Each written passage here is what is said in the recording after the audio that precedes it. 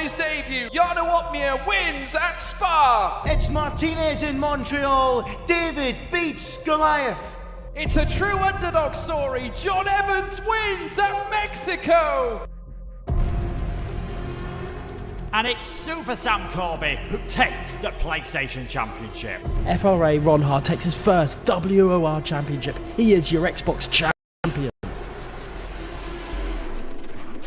And Jake Benham is a two-time WOR champion. Stop it! Around the outside of Barragis! Line shadow is contact again. Ronhard is around. Melanie, surely is going to win here at Abu Dhabi. He does! 16 races across 5 continents. From Brazil to Belgium and Bahrain to Britain. Soon this story starts. Across 3 platforms, hundreds will begin the quest. The quest in search of glory and the right to be called a WOR champion. Lights out, and we're racing in season 12.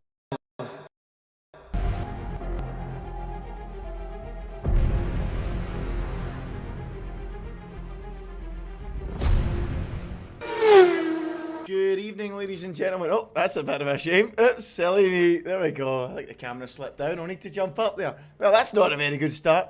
Good evening, ladies and gentlemen. You can see me now. Welcome along to the action here at WOR tonight. This is round number 14 of the season. A very, very big night in this World Championship battle.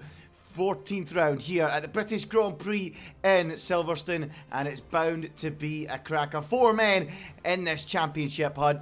Things getting very, very exciting as we head to one of the classic tracks on the calendar. I'm Ginger Andy. I'm joined once again by Dan Field for this one. Dan, another exciting race upon us around a super racetrack. Of course, one of the most iconic Formula One circuits of all time. The first ever official Formula One World Championship race was at this circuit all the way back in 1950, a whole 72 years ago. A lot of history at this circuit, and hopefully tonight in WR we're going to be making even more. Yeah, absolutely. Let's have a look at what happened last time out. Well, actually, let's take a look at the championship standings. In fact, here they are. Nicholas Longate on 145 World Championship points. Ahead of Tomek Paradis in second on 130, but I'm reading on Twitter that he actually picked up an injury playing football today, and it's means that he is struggling to, break with, I think it was his brake foot with his brakes, or I'm not too sure, something with his feet that was affecting him with the pedal. So no sign of Paradis tonight, so a big opportunity for Nicholas Longate. Shinaka Clay on 117, Alvaro Caraton on 116 in this championship battle. Then it's Thomas Ronhar next on 94. Luke Smith on 88. Jake Benham, 70 World Championship points, ahead of Barry Budimad on 50. Then it's Super Sam Corby on 39 points, and Fyodor Stachilek on 37, Dan. So the championship really starting to get interesting now, but a big chance now for Nicholas Longate tonight. Absolutely, of course. He's not been having the best of times in the last few races, and he's going to be looking to make things up. I say that. Yes, she had, if I'm not mistaken, a fantastic race last week or 2 weeks ago in Imola. My memory's a little bit hazy, so I think you got to forgive me with that one there. But certainly, without Tomek Paradis, hopefully he can recover very soon, get back into WOR, and possibly take the championship fight back next week. But he calls it himself that it's over, but who knows what can happen. Yeah, who knows what can happen. Well, let's get into the action. Qualifying just about to get underway, folks, and I'm going to jump into that right now, and let's see how things are taking place here in WR tonight. Early days in qualifying, a much changed grid, a few drivers that we've seen actually in PSGL the other night on debuts, and they were really impressing, weren't they? Alfie Butcher and George Nader, who both, Dan, made themselves into Q3, and Alfie Butcher in particular was really fighting up towards the sharp end in PSGL, wasn't he?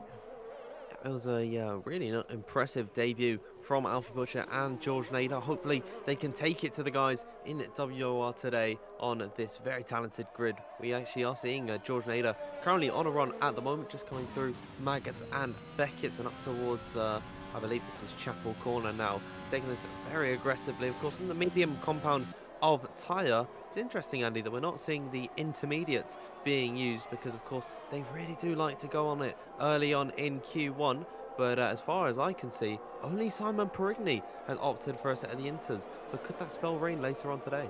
I wonder if we will see rain. It's going to be very interesting indeed as George Nader rounds the final corner, gives us the first lap time on the board this evening, and it is a 1 minute 26.681 from Hen. Who else we got out there on hot laps at the minute? I'm pretty sure there's a few. Will Lewis is one of them in the Haas car at the minute as he makes his way through Maggots, Beckett's and Chapel as well. Coming towards the end of that second sector, it's a 103.205 for him as he makes his way down that back straight where we'll see plenty of overtaking, I would feel, down the Hanger Straight and into Stowe Corner.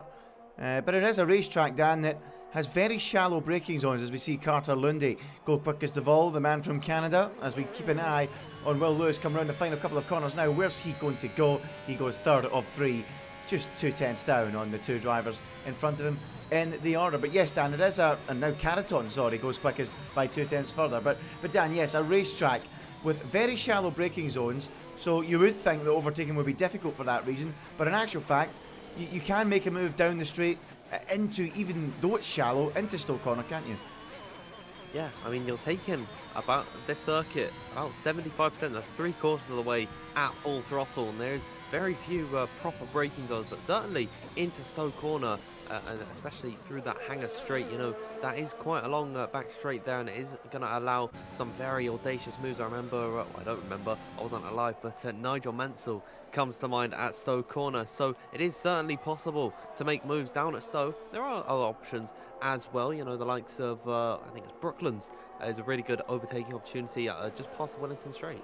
Yeah, so two very good opportunities to overtake around this circuit as we watch Alfie Butcher come round the final corner, and he crosses the line now on the medium tyre and goes P1, 126.3, and again showing that pace that we saw the other night in PSGL. Simon Perigny out there on an outlap at the minute. Andrei Tarabukin is out there at the minute, but he's just slowed down on that current lap, so it doesn't look like he's going particularly quickly on this current run, so he'll make his way back. So let's see if we can find someone else about to start a lap. I think Alessio De Capua is on an outlap, but he is though on the soft tyre. Most runners at the minute on the mediums for their opening runs, but De Capua on an outlap on soft. Shinaka Clay, I believe, is on a lap now, but again invalidating, which has been a regular occurrence so far for him, so he will not be pleased about that as he's continuing round on the medium tyre. So not going to plan for Shinaka Clay so far as he tries to warm up to try and get back into this championship fight. But Longay's gone fourth, the championship leader, with a 26.5 as we watch De Capua attack this circuit on the soft tyre. Yep, so of course all the drivers targeting today a top 15 in Q1. Where your placement is doesn't really matter at the moment. So Alessio De Capua currently on the bubble. Of course, everyone behind him hasn't set a lap time, but he's just looking to set the fastest time he can go so he can avoid that bottom five. As in towards the first sector split, it's a 27.2 as he comes through Brooklands and now towards Luffield Corner now. This is turn number 7, the long-winded right-hander up towards the National Pit Straight, of course, where they used to start the British Grand Prix before it was changed to now what is called the Hamilton Straight, in towards the almost flat-out right-hander of Cops Corner, and right on the limit is Alessio De Capua. Got one of the most famous corners, complex of corners. Up next, it's Maggots and Beckett's, and then through Chapel, where Max Verstappen was able to overtake Rosberg around the outside, a turn in 2016 through that. It was a brilliant moment as here comes De Capua now down the Hanger Straight towards Stowe Corner. One of the best opportunities for overtaking in this race, off the exit and down in towards the Vale chicane now, where of course Verstappen and Vettel had their contact a few years ago. Through Club Corner now, and to complete this lap, slight twitch on the exit of Club and in towards the line. There's a 25.9 for Alessio De Capua. Yeah, it's De Capua then, unsurprisingly going quickest on those tyres. Only Simon Perigny at the minute out there on a hot lap, and he's coming to the pit lane. Okay, fair enough. So everyone at the minute in the pits, but as he enters the pit lane, as De Capua finishes his lap, I can tell you we have got one more driver on an outlap, and it is Alvaro Canaton, the Spaniard, on track on an outlap. Of course, we head to his home circuit next week in Spain, the week of the Spanish Grand Prix. Not too sure if Alvaro Canaton will make that race, because I believe he's going to Barcelona. Actually, I'm sure I've seen a tweet he was going to the Spanish Grand Prix next week. So whether he makes the WOR race or not remains to be seen. But yeah, I don't think he will be making it on that basis. But we'll have to wait and see for confirmation of that. But he is out there on an outlap, and Danny, I'm sure he knows if he wants to get into this championship hot seat and move himself ahead of Nicholas Longay, or get close to Nicholas Longay before the final couple of races, he's going to have to start finishing ahead of him, and this is the first race he needs to do that right now. Yep, absolutely. I mean, you just need some of the best results you can at the moment. We're getting towards the latter part of the season where drivers are beginning to get a little bit burnt out and a bit tired of this game as well. So certainly, if you've got the drive to compete, then you have the opportunity to get back in the swing of things. So we're just hoping for the best for Alvaro Carreton. Currently on 116 points, he's only 1 point back from his teammate Shanaka Clay. All four of these guys finish in the top 5, in the top 4. In the championship, finished top 4 at our last race at round number 13 of the French Grand Prix. So they're all really driving as consistently and as quickly as they can, but it's about trumping each other. As Alvaro Carreton is going to begin his lap. He's just come through the Vale chicane now. Yep, here we go then. Alvaro Carreton taking us for a lap around this magnificent Silverstone circuit as he makes his way over the start line now and into the high speed right-hander of turn 1, 8th gear through there, flat out through this first couple of corners before he sweeps into Village and into the loop section of the lap. So important to get a very tidy exit coming off of here, because of course during the Grand Prix you don't want to be getting overtaken. You need a superb run. Open up the DRS now. Does Alvaro Carreton down the Wellington Straight, keeps himself over to the right hand side to open up for Brooklands, and again shallow braking zone, just sweeping in 5th gear through there, dropping only down into 4th very briefly to make his way through Luffield, and then down the next right-hander he goes of Woodcote, and down the Hamilton Straight towards the braking zone, or down towards, well, it's not even a braking zone, it's almost flat, it basically is, as Carreton goes really wide there through Copse Corner, and then carries on through Maggots, Beckett's, and into the high-speed section of this lap. Oh, getting onto the grass there, and almost, Dan, going for a spin. It's very easy to do that there. He invalidates the lap, but it is easy to run wide there, get on the grass, put your foot in the throttle, and lose the rear. Yeah, that's unfortunate for Alvaro Carreton. He might just come back into the pit lane now rather than try for another push lap, and indeed that is what he is trying to do. He's coming back into the box.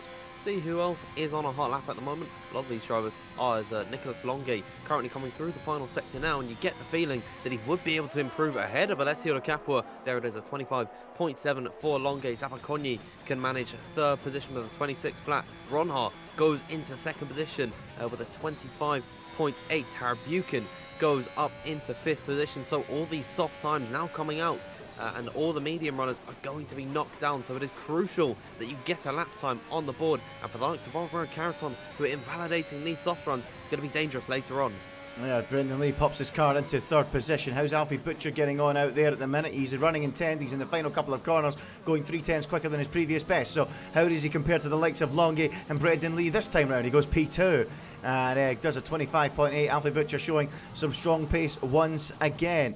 Thomas Harvey, he's out there, but he's going slowly at the minute. Who else we got on a lap? Simon Perigny yet to set one. Needs to set one right now to get on the board. Carter Lundy's a bit further round. We'll keep an eye on him. Rear end sliding as he makes his way across the line and into P5. So good effort there from him. Super Sam Corby, he's in the last couple of corners as well. 17th at the minute with not too representative 127.1. That'll change now, but he only goes up to 16th place with a 26.4. So Sam Corby under a little bit of pressure at this stage of the session. So then, yeah, go on, Dan. Oh, sorry, I was just going to say that's the danger zone for Sam Corby. I mean, that's not a good lap time for him at all. Yeah, not looking good for Sam Corby whatsoever. So the bottom 5 at the minute: Sam Corby 126.4, Will Lewis 126.8, Luke Smith 136.7. Clearly not a representative lap from him, but he is out there at the minute on another run. We're still waiting on times from Simon Perigny and Shanaka Clay. Here comes Luke Smith then, round the final couple of corners of this lap. Through Stowe he goes, throwing the Alfa Romeo through there, but in the end he's going to come into the pits, and it's not a good lap at all from Luke Smith, Dan, is it? No, I mean, Luke Smith, he's only got 4 minutes to get around this circuit, and realistically, he's only going to have one opportunity. It's a very long pit straight here, and of course, you've got to get the car serviced, then come back out. And I'm not really too confident in Luke Smith's ability to get 2 laps out of this one, unless he could set a very fast outlap. And well, it's going to be a bit of a worry for him coming later on in the session. Same goes for Shanaka Clay, but he's just come out on circuit now, so I'd imagine he's going to get 2 runs out of this. But for a championship contender in Shanaka Clay, it's not looking good for him. Yep, not looking good for him whatsoever. Under a lot of pressure, but he is out on track, as is Alvaro Carreton. So both he and Clay out on the racetrack at the minute on outlaps, both of them not with particularly strong lap times either, so they're both keen to get out there. I think Carreton is the furthest round of the 2 Williams drivers at the minute, so he does need a big time because he's under a bit of pressure. So folks, it's that time of the session. Tell us in chat, what do you think the cut-off time will be to get yourself into the second part of qualifying? Look at that. Let's scan that timing sheet. What do you think, Dan? Maybe a 26.0, 26.1, or am I maybe just going a bit extreme with that? I'm just going to quickly check as to the best lap times that everyone has set. Still do have a few drivers who have only set their lap times on the mediums of Alvaro Carreton, Louis Welch, Will Lewis, and Luke Smith. So I'd imagine that we're going to see maybe a 26 flat to a high 0.9. Okay, let's see what people have got to say in chat. Well, we've got a hi from John Boy Racing. Thanks very much. Hi to you as well. Ben Price, 25.9. Here's what he reckons will be the cut-off time. Let's wait and see. As Alvaro Carreton, currently on a 26.4, far from safe, needs to see himself into the next part of this qualifying session, and he's pushing the Williams hard as he makes his way down the old start-finish straight towards Copse Corner. Let's listen for a lift.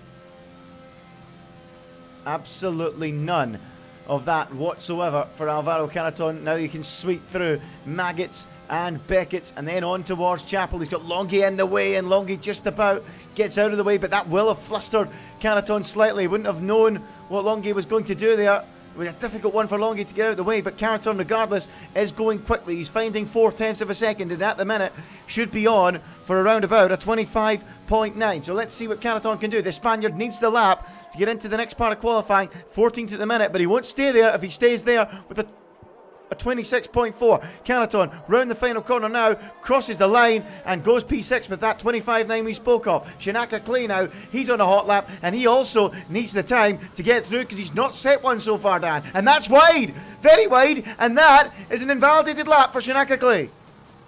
Deary me, Shanaka Clay, he does have time to go again for another push lap. If he's fueled up the car enough, he has to have prepared for this worst case scenario where he's validated his first attempt. He can go once more, but if he doesn't set a valid lap time this time by, he will be eliminated from qualifying early. We still do have some other runners in the bottom 5, one of them being Simon Perigny, currently in the drop zone without a lap to his name. He's just come through Chapel Corner now, through the first and second sector, to combined time of a 1 minute 2.7. So he is looking like he is going to see himself out of the bottom 5. But of course, if he messes up this final sector, well, Perigny's day could be done early. And oh dear, again an invalidation. So these drivers in the bottom 5 seemingly cracking under the pressure. Perigny, I think he's going to go again, and I think he's actually going to complete this lap. He'd have done a 26.1, which would have seen him out of the bottom 5 at the moment. Well, Luke Smith, he's in the bottom 5 as well, but he is on a hot lap. What can Luke Smith do then as he makes his way through Copse Corner and then on towards the next high-speed section on this racetrack? 18th at the minute for the Alfa Romeo man, and boy, oh boy, does he need an improvement. We've got Corby, Lewis, Smith, Perigny and Clay still in that bottom 5. No times changing amongst that group of drivers at the minute. Brendan Lee, Carter Lundy, Alessio Di Capua have all retired, and Longy and Butcher have seen the checkered flag. So here comes Luke Smith. Can he get anywhere near his teammate, who's top of the pile at the minute with a 25.792? Here comes Luke Smith then into the final couple of corners, and boy, oh boy, does he need this lap to get through. Luke Smith, is he out or is he into the next part of qualifying? He goes P3, and that should safely see him through. That puts Louis Welsh into the danger zone. He crosses the line now, goes P6, and the pad man knocks Lenny Pipinta onto the bubble, and McClavsic out of qualifying. But McClavsic is on the lap at the minute. Lenny Pipinter's gone P6 to move himself clear of the bottom 5. So here comes Primoz Miclavsic, really badly needs this lap. Pedreño now in trouble. Here comes Miclavsic, he goes P12. George Nader's in the pits, he's definitely out. What about Pedreño? Crosses the line now, knocks Shabakonyi out, and he's definitely out as well. Corby going slowly, he's out of qualifying. What about Simon Perigny? He's the only man out there that can do any more. And at the minute, one of the championship contenders, Shanaka Clay, is in big trouble here. He's 15th quickest, but thankfully for Shanaka Clay, Simon Perigny was not on a quick lap. He's bailed out, and that means the qualifying session is over. Out go Perigny, Lewis, Corby, George Nader, and bench Shabakonyi. See the gap between Clay and Shabakonyi. 1,000th of a second was the difference between making it into the second session of qualifying and being eliminated in Q1. The same goes for George Nader. He's just 2,000th off the back of Shanaka Clay, and there a further 6,000th back from Thomas Harvey. So the gaps are minuscule towards the bottom end of the order, but it was just not enough. If they had the slightest bit of oversteer or understeer, that could have been the difference maker between them getting into Q2. But unfortunately, it just did not work, and they're eliminated. 1,000th of a second between Clay and Shabakonyi, and 1,000th of a second between Shabakonyi and George Nader. That is just incredible. 0.997, 0.998, 0.999 between the three, and it was a 25.9, which Ben Price suggested in chat would be the cut-off time. And look how many drivers are on a 25.9. Louis Welsh in 8th, Carter Lundy, Caraton, De Capua, Tarabukin, McClavsic, Harvey, Clay, Shabakonyi. Incredible to have so many drivers on a 25.9. So close. But it is Thomas Ronhar that ends Q1 on top, ahead of Nicholas Longate in 2nd and Ruben Pedreño in 3rd. Alfie Butcher, again impressing in the Mercedes in 4th, ahead of Luke Smith 5th and Brendan Lee 6th. Lenny Pipinter is 7th and is the last of the drivers within a 10th of a second, and the last of the drivers in a 0.8. Then that long list of drivers on a 0.9. Louis Welsh, Carter Lundy, Alvaro Canaton, Alessio De Capua, Andrei Tarabukin, Primoz Miclavsic, Thomas Harvey, Shanaka Clay, all on a 0.9 and all through, and then just a fraction outside. Shabakonyi, George Nader, all of them on a 25.9. 1,000th between Clay and Shabakonyi and Nader. Incredible. Sam Corby out, didn't get a good enough lap in. Neither did Will Lewis, and Simon Perigny failed to set a time. What do you think of that, Dan? Any major surprises? To be honest, not really. I think the big surprise is just how close it was with everyone on a 0.9. Yeah, I mean, I think one of the biggest surprises as well is that Shanaka Clay, if the likes of Shabakonyi or George Nader were just able to improve by a fraction of a second, like a microscopic difference, he'd have been eliminated in Q1. And for a championship contender, that's not good enough. So I'd say it's very surprising to see him this far down the order. But of course, Andy, it is only Q1, where drivers might not be going full pelt just yet, really just to save themselves for later on in the qualifying session in Q3 and in the race. But as far as it goes right now, it's not looking good for Clay. Nope, not looking good for Clay at the minute. Early signs that the likes of Ronhar looking strong. Longay, as always, loves it round here. I think it was PSG earlier in the season. He set an incredible lap, so he could be a real pick for pole. We'll have to wait and see. Alfie Butcher looking strong again. We'll have to wait and see. But I can tell you one thing for sure, folks. Q2 is underway, so let's jump into it now. And the first car out on track, Carter Lundy. He's been joined out there early on by Alessio De Capua. But yeah, really looking forward to seeing how this Grand Prix weekend pans out. Round 14, by the way, out of 16 in this championship. 2 rounds left after this one. And we've got the drivers out on track attacking this magnificent Silverstone circuit. And, you know, we say in a lot in Formula 1 these days, we don't like flat tracks. Like Miami's quite flat, Sochi's quite flat. They lack a bit of character, some would say. But this is a racetrack that has no elevation change at all, but it has got plenty of character and history around it, Dan, doesn't it? It's extremely high speed and a real challenge for the drivers. Yeah, it really is an icon on the Formula 1 grid. I believe hosting the most ever Formula 1 World Championship races of all time. So it is certainly I mean, they say that Monaco is the crown jewel, but in terms of races, I would say that Silverstone over the years has produced some of the best and some of the greatest moments as well. And it is really lovely to come back here. Of course, it's a very extensive calendar that we have nowadays with all the new tracks coming in. You know, sometimes it's good to stick to the classics, and I'd say Silverstone is one of those, as Carter now comes through the final corner, and he's going to begin his lap in Q2.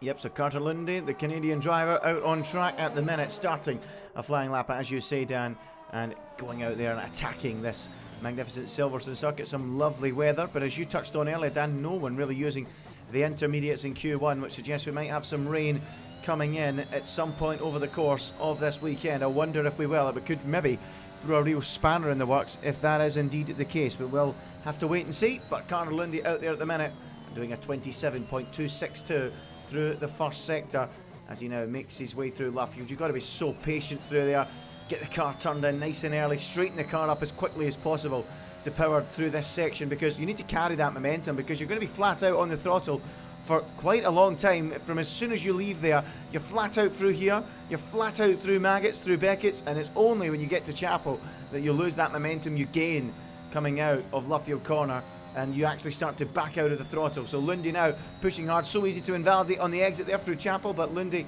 has it all under control and is currently on a 102.5 as he now makes his way to the end of that second sector, or he's now in that final part of the lap and now making his way down towards the final couple of corners. And Carter Lundy will very soon be posting the first lap time of the second part of qualifying. And again, we're seeing the soft tyre in use, which again suggests we might be seeing some rain at the start of this Grand Prix. And Carter Lundy does a 26 flat, which is a decent marker to open up the session. Alessio Di Capua did a 26.4 but invalidated the lap. Who else we got out there on laps at the minute, Dan? Who we got? Is that now Williams in the final couple of corners?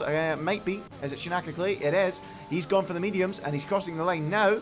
Does a 26.4 and goes P2. His Williams teammate Alvaro Caraton is also out there on a lap. Let's see what he can do.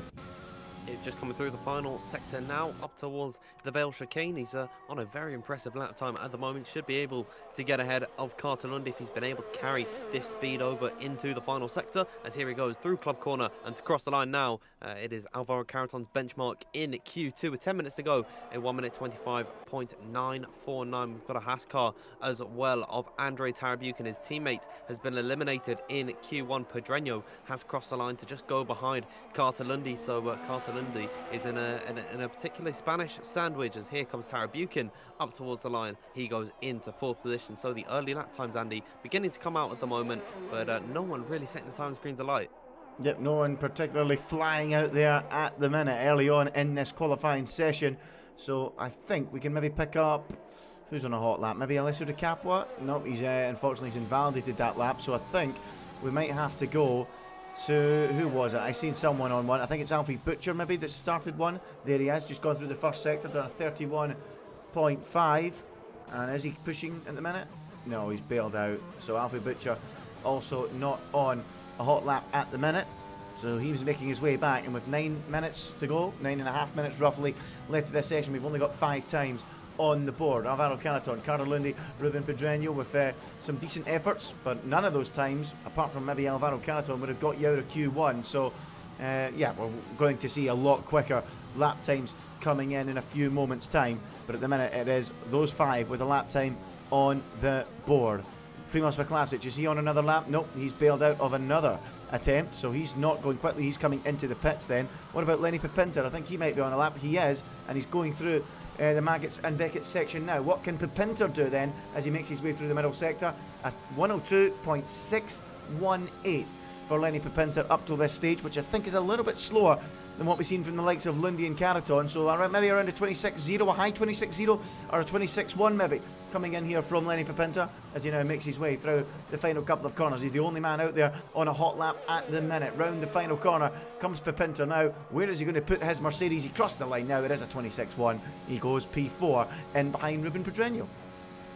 Yeah, so a lot of these guys, we're seeing a general drop-off in timings when it comes to Q2, and that is due to a lot of these drivers sort of trying to go P11, I'd imagine, not push themselves too hard before Q3. Of course, this circuit is a soft to medium or medium to soft, but you really do come alive later on in the Grand Prix.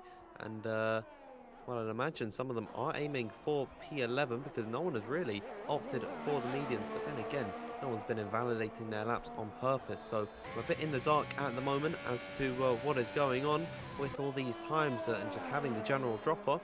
But we do have Luke Smith beginning a run now, and he's just coming through farm and in towards, I believe this is village. I know all of the corners have individual names, but I'm not too well versed in this sector, Andy. Yeah, well, he's making his way through the loop now and exiting the loop section and heading down the back straight here at Silverstone. Could see some overtaking down here as he now approaches Brooklyn's corner, sweeps in to the left-hander, and now he needs to jump back across to the left-hand side of the track, take a late apex on exit, keep the car just about in between the white lines. And Luke Smith now, again, look at that, taking as much cutting as he can there without going four wheels off the track. And he's using all the racetrack he can as he now comes alive through this middle sector and flat out again through Maggots and Beckett's. I mean, if anyone's ever been to Silverstone and stood down there on the inside of Maggots, I honestly can't think of a better place to stand on the Formula One calendar and watch the cars go by. Great impression of a modern Formula One car and the change of direction as we keep an eye on Luke Smith. And at the minute, this looks like it could be around a 26.0, maybe even a 25.9 for the Alfa Romeo man as he makes his way towards the final couple of corners now. Spots the apex, takes a little bit of cut, perhaps too much, and he's now a little bit wide on the exit, but he will have a straighter line through the final corner. Across the line now, it is a 25.9 for Luke Smith, just in behind Alvaro Canaton. Now, how's the championship leader getting on? Nicholas Longue, he's in a lap at the minute. Thomas Harvey's popped in a solid time, a 1:25.9 from himself too. Longue on the soft tire now, coming up to the final couple of corners. Championship leader wanting to protect his title lead, makes his way through the final couple of corners as Brendan Lee now goes quick as the ball. Here comes Longue round the final turn, and he goes just behind Brendan Lee into second. And at the minute, it's Brendan Lee in P1, and he's on form at the minute, winning in Imola during the week. But he's just been I was going to say pipped by Ron Haar, smashed aside by Ron Haar, a 10th and a half. What a lap time that is.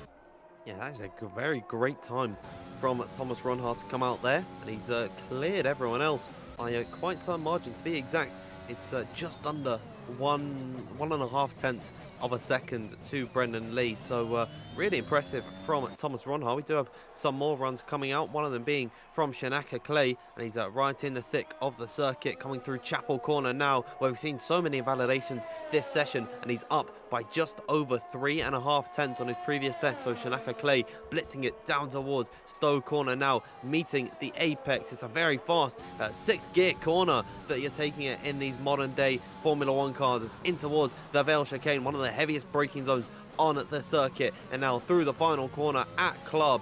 We'll see what Shanaka Clay can do as he comes up towards the line, and he has gone into P7. Of course, it's not much of an improvement in terms of positions, but he did find about 4.5 tenths of a second on that previous lap. And again, Andy, look at how close these times are. Yeah, incredibly close. So many people in the 0.9 club yet again, as we've got Louis Welsh invalidating and bailing out of his latest run. So he's coming into the pits now. I think most of the drivers are coming into the pits at the end of their runs. Maybe Primoz Miklavsic is on a lap. It does look like he is. So where can he go? Can he join the 25.9 club? Tell you what, it's going to be hard to try and spot what the cut-off time's going to be here. Will it be around a 25.9, or will they go even quicker? Around the final corner comes Miklavsic to set his banker, but it's not a great banker because it's not enough to be outside the bottom 5 at the minute. He goes P11, so not a good time from him. But Brendan Lee up in P2 at the minute, and yeah, he's doing well. As I was about to mention, victory in Imola and PSGL on Wednesday night, in good form at the minute, continuing his fine run, and 2 wins now in PSGL. We're looking to notch up a few here in WR as well. Yeah, absolutely. I think we've also missed a lap time come off from Carter Lundy to go into 3rd position. That's a really good time for the Canadian driver. And I'd say he'd be pretty pleased with how that run has gone for him, as we still do have some more runners on laps at the moment. Someone who I'm excited to see in Q2, Andy, is Alfie Butcher. Currently without a lap time to his name. He's on an outlap at the moment. We saw how impressive he was in PSGL Imola this week, where he was fighting for the win for most of the race, and then was struck with a few unfortunate penalties. Wasn't quite able to muster a win on debut, but maybe the story in WOR could be slightly different if he's able to put in an impressive lap time, as he's just ending his outlap. Yeah, I'm looking forward to seeing how Alfie Butcher gets on, but before that, his teammate, Lenny Pipinter, is going for a second run. Oh, he's pushing hard, he's really hard pushing, and he's gone purple through the middle sector. He really looked like he was wringing the neck of that there, and this could be a special lap coming in here from Lenny Pipinter. Is it going to be enough to go to the top of the timing screens as Ronhar has retired? He feels safe with that 25.759. Is he about to be toppled from the top of the order by this man, the Mercedes man of Lenny Pipinter? What a lap this is, round the final corner, 25.7, and he's just a fraction down on Thomas Ronhar, but that should book his place safely into the next part of qualifying.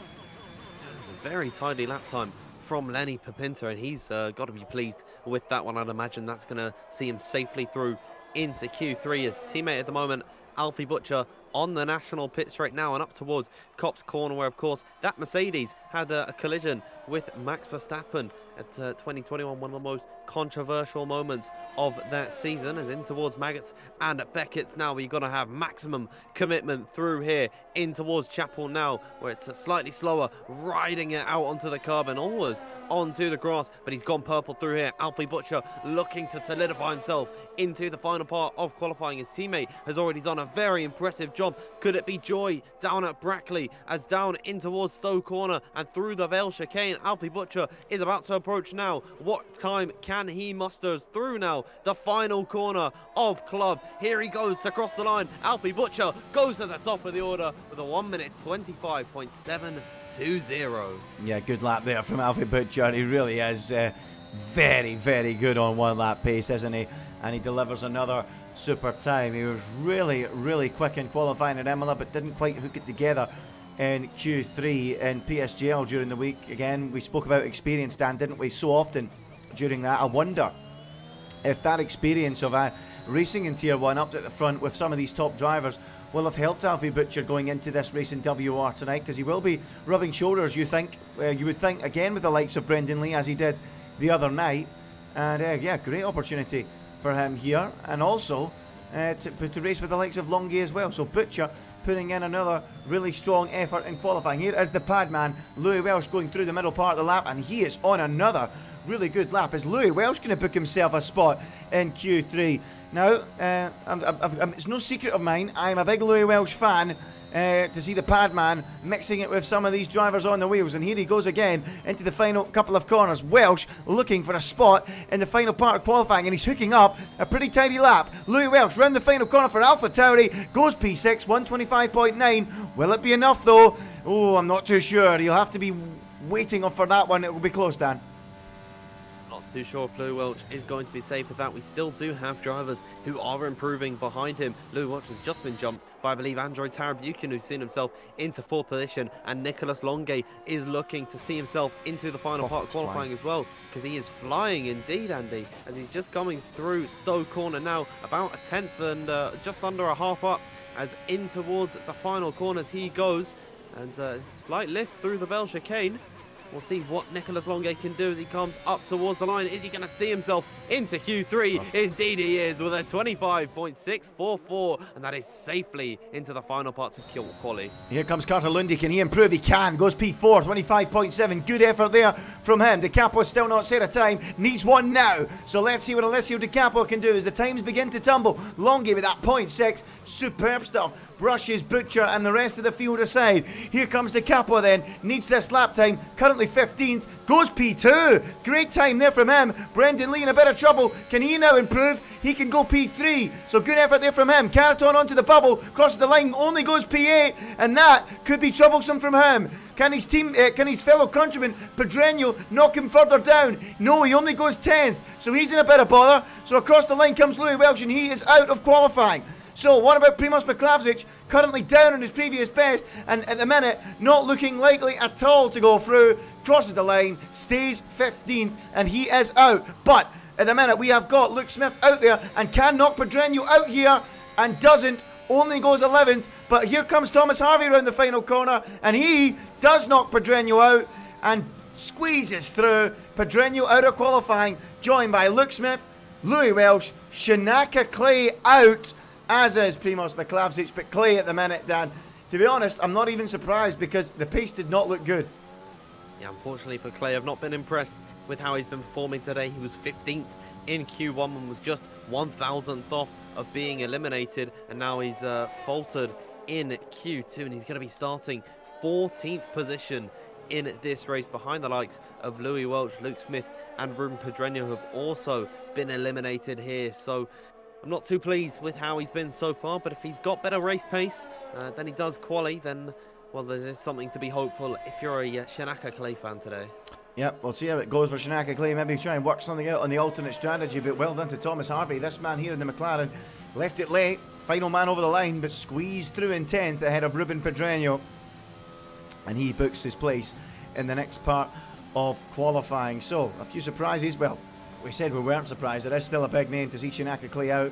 But I've got to say, Dan, it wasn't looking good in Q1, and he followed that up in Q2. But Nicholas Longue, surprise, surprise, a great record at Silverstone on top here for Alfa Romeo ahead of Alessio Di Capua, who's just appeared out of nowhere, really, and delivered a superb lap at the end of the session to go second. Brendan Lee third. He's always up there, always consistent. Alfie Butcher showing that searing one-lap pace again in fourth, with Ron Hart in fifth. Carter Lundy delivers his spot in Q3 with a good effort in the Red Bull ahead of Lenny Pepinter, who set his time quite early on. Alvaro Carton was 8th, Tanner Buchan 9th, and Thomas Harvey 10th. Outgo Pedreño. Another big surprise, Luke Smith, the padman Louis Welsh, Shanaka Clay and Primoz Miklavzic bow out at the second stage of qualifying. Stay with us, folks. We're going to Q3 in a moment, but right now, Dan, let's have a chat about that qualifying session. We spoke about Shanaka Clay. What about Luke Smith? You'll be disappointed.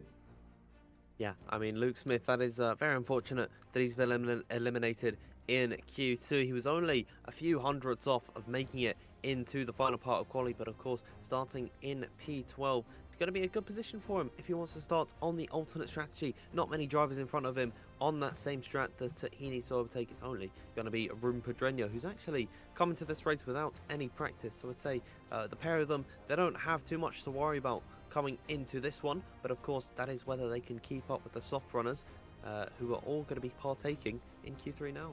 Yeah, Q3 about to get underway, Dan. Going to be very close, I think. Really looking very tight between all the drivers in qualifying. Just wondering, what do you think then? Who are you going for pole position? It's going to be quite a tight session. It's going to be very difficult. You've put me right on the spot here, but you know what? I'm going to go with Thomas Ronhard for pole position, because I think he set his lap time very early on into Q3, but it was still, Q2, but it was still up there with some of the drivers that had set their times right at the end of the session. So I think with that natural track evolution, if he's setting his lap time later on in the session, Ronhard could be right up there. Yeah, Ronhard could be right up there. Everyone in the chat, let us know who you think. Who's going to get pole position here as we head into qualifying 3. It's going to be quite the session. I am going to go for Nicholas Longue. Some might say boring, but I think he loves it round here. Very, very, very quick. And I think he'll get the pole. You're going for Ronhard. And I'm going for Longue. Let's see. We're about to jump into the session. But before we do, let's take a look at one of our sponsors. And here it is. GridRival. Racing has never been this fun. Be sure to check out that link on screen now. Or search on World Online Racing, one word, on the app. Be sure to download it. Get yourself involved. Basically, it's a fantasy league app. A motorsport driven app for fantasy leagues. And WR have got their own league in there. Every 50 people that joins the Fantasy F1 League, we add £25 to the prize pot. So you can pick your best drivers, your Verstappens, your Leclercs for each race, or whoever you prefer, and get involved in the action and climb up the league table against your rivals. So be sure to check that out. And one other thing to check out as well, SimStaff. Be sure to check that out. Bespoke Premier Esports Staffing Solutions. Use code WOR at checkout for 10% off. Be sure to check out simstaff.net and get yourself on there and get yourself some staffing solutions for the sim racing world. But for now, it is time for us to jump back into the action for qualifying 3. All the drivers in the pit lane at the minute. So while the drivers sit there in the pits, why don't you get engaging in the chat, folks? Tell us who is going to get pole position here for round 14 of the championship at the British Grand Prix here at Silverstone. We want to hear what you think. Dan has gone for Thomas Ronhart. I have gone for Nicholas Longy to get the pole. Who is going to get it? There's a few other in there. What about Brendan Lee? He's in good form, winner in PSGL during the week. What about Alfie Butcher? Very strong driver as well, really showing some very strong turn of pace. De Capua was looking really good as well, wasn't he, at the end of the session? So we all want to know who you think can get the pole position. But be sure to let us know in chat. We've got a few drivers now coming down the pit lane, and one of them is, I believe, Nicholas Longy. He's going to be the first man out there on the racetrack on an outlap, and he's my pick for pole, and he's the first out there, and I'm telling you, Dan, he'll be first at the end of this session. Yeah, of course, he's the lone Alfa Romeo in this section, so well, all of their hopes ride on Nicholas Longy. His younger brother, Matteo Longy, has just been leaving the session. He joined momentarily. I don't think it makes too much of a difference because, of course, we're going to be restarting after this one as the status quo at the moment due to the ongoing tyre glitch. But Nicholas Longy, the first man out. Will he be the first at the end of the session? I mean, the early bird does indeed get the worm, so you could be on the right track here, Andy. Yeah, well, let's wait and see. M. May 1990 thinks that Thomas Ronhart will get it. Tom Clark, he's going for an Alfie Butcher pole position. Well, let's see if he can get it. First WR pole for him. He didn't come close because he didn't really get the qualifying right in PSGL in Q3, but he certainly got the other two sessions right. So has that experience helped him to get the right in the key moments here in Q3? We'll wait and see. We've got 8 minutes to go, and all the drivers have now left the pit lane, and they're on their outlap. So Nicholas Longy then is going to be the first man to get us going in this final part of qualifying. What can he do in that Alfa Romeo, Dan? We'll have to wait and see. It's actually quite ironic that both of our picks for pole are either at right at the front or at the tail of the order. So I guess we'll be shouting over who's going to be on pole position in just a few moments' time. But here comes Nicholas Longy through the final corner to begin his Q3 lap of Silverstone Circuit, one of the most iconic circuits on the calendar. Through Abbey now, completely flat, and through Farm he goes in towards the first sector, the first braking zone of this circuit, where you've got to kiss the apex, run it out wide, and then switch it over to catch the loop section, as it's got to be a good exit here because you're on to the Wellington Straight, where we could see some DRS overtakes being made. Down in towards Brooklands he goes. What speed are we going to see him climaxing at? It's going to be about 316 kilometers per hour through Brooklands Corner now and up towards Luffield.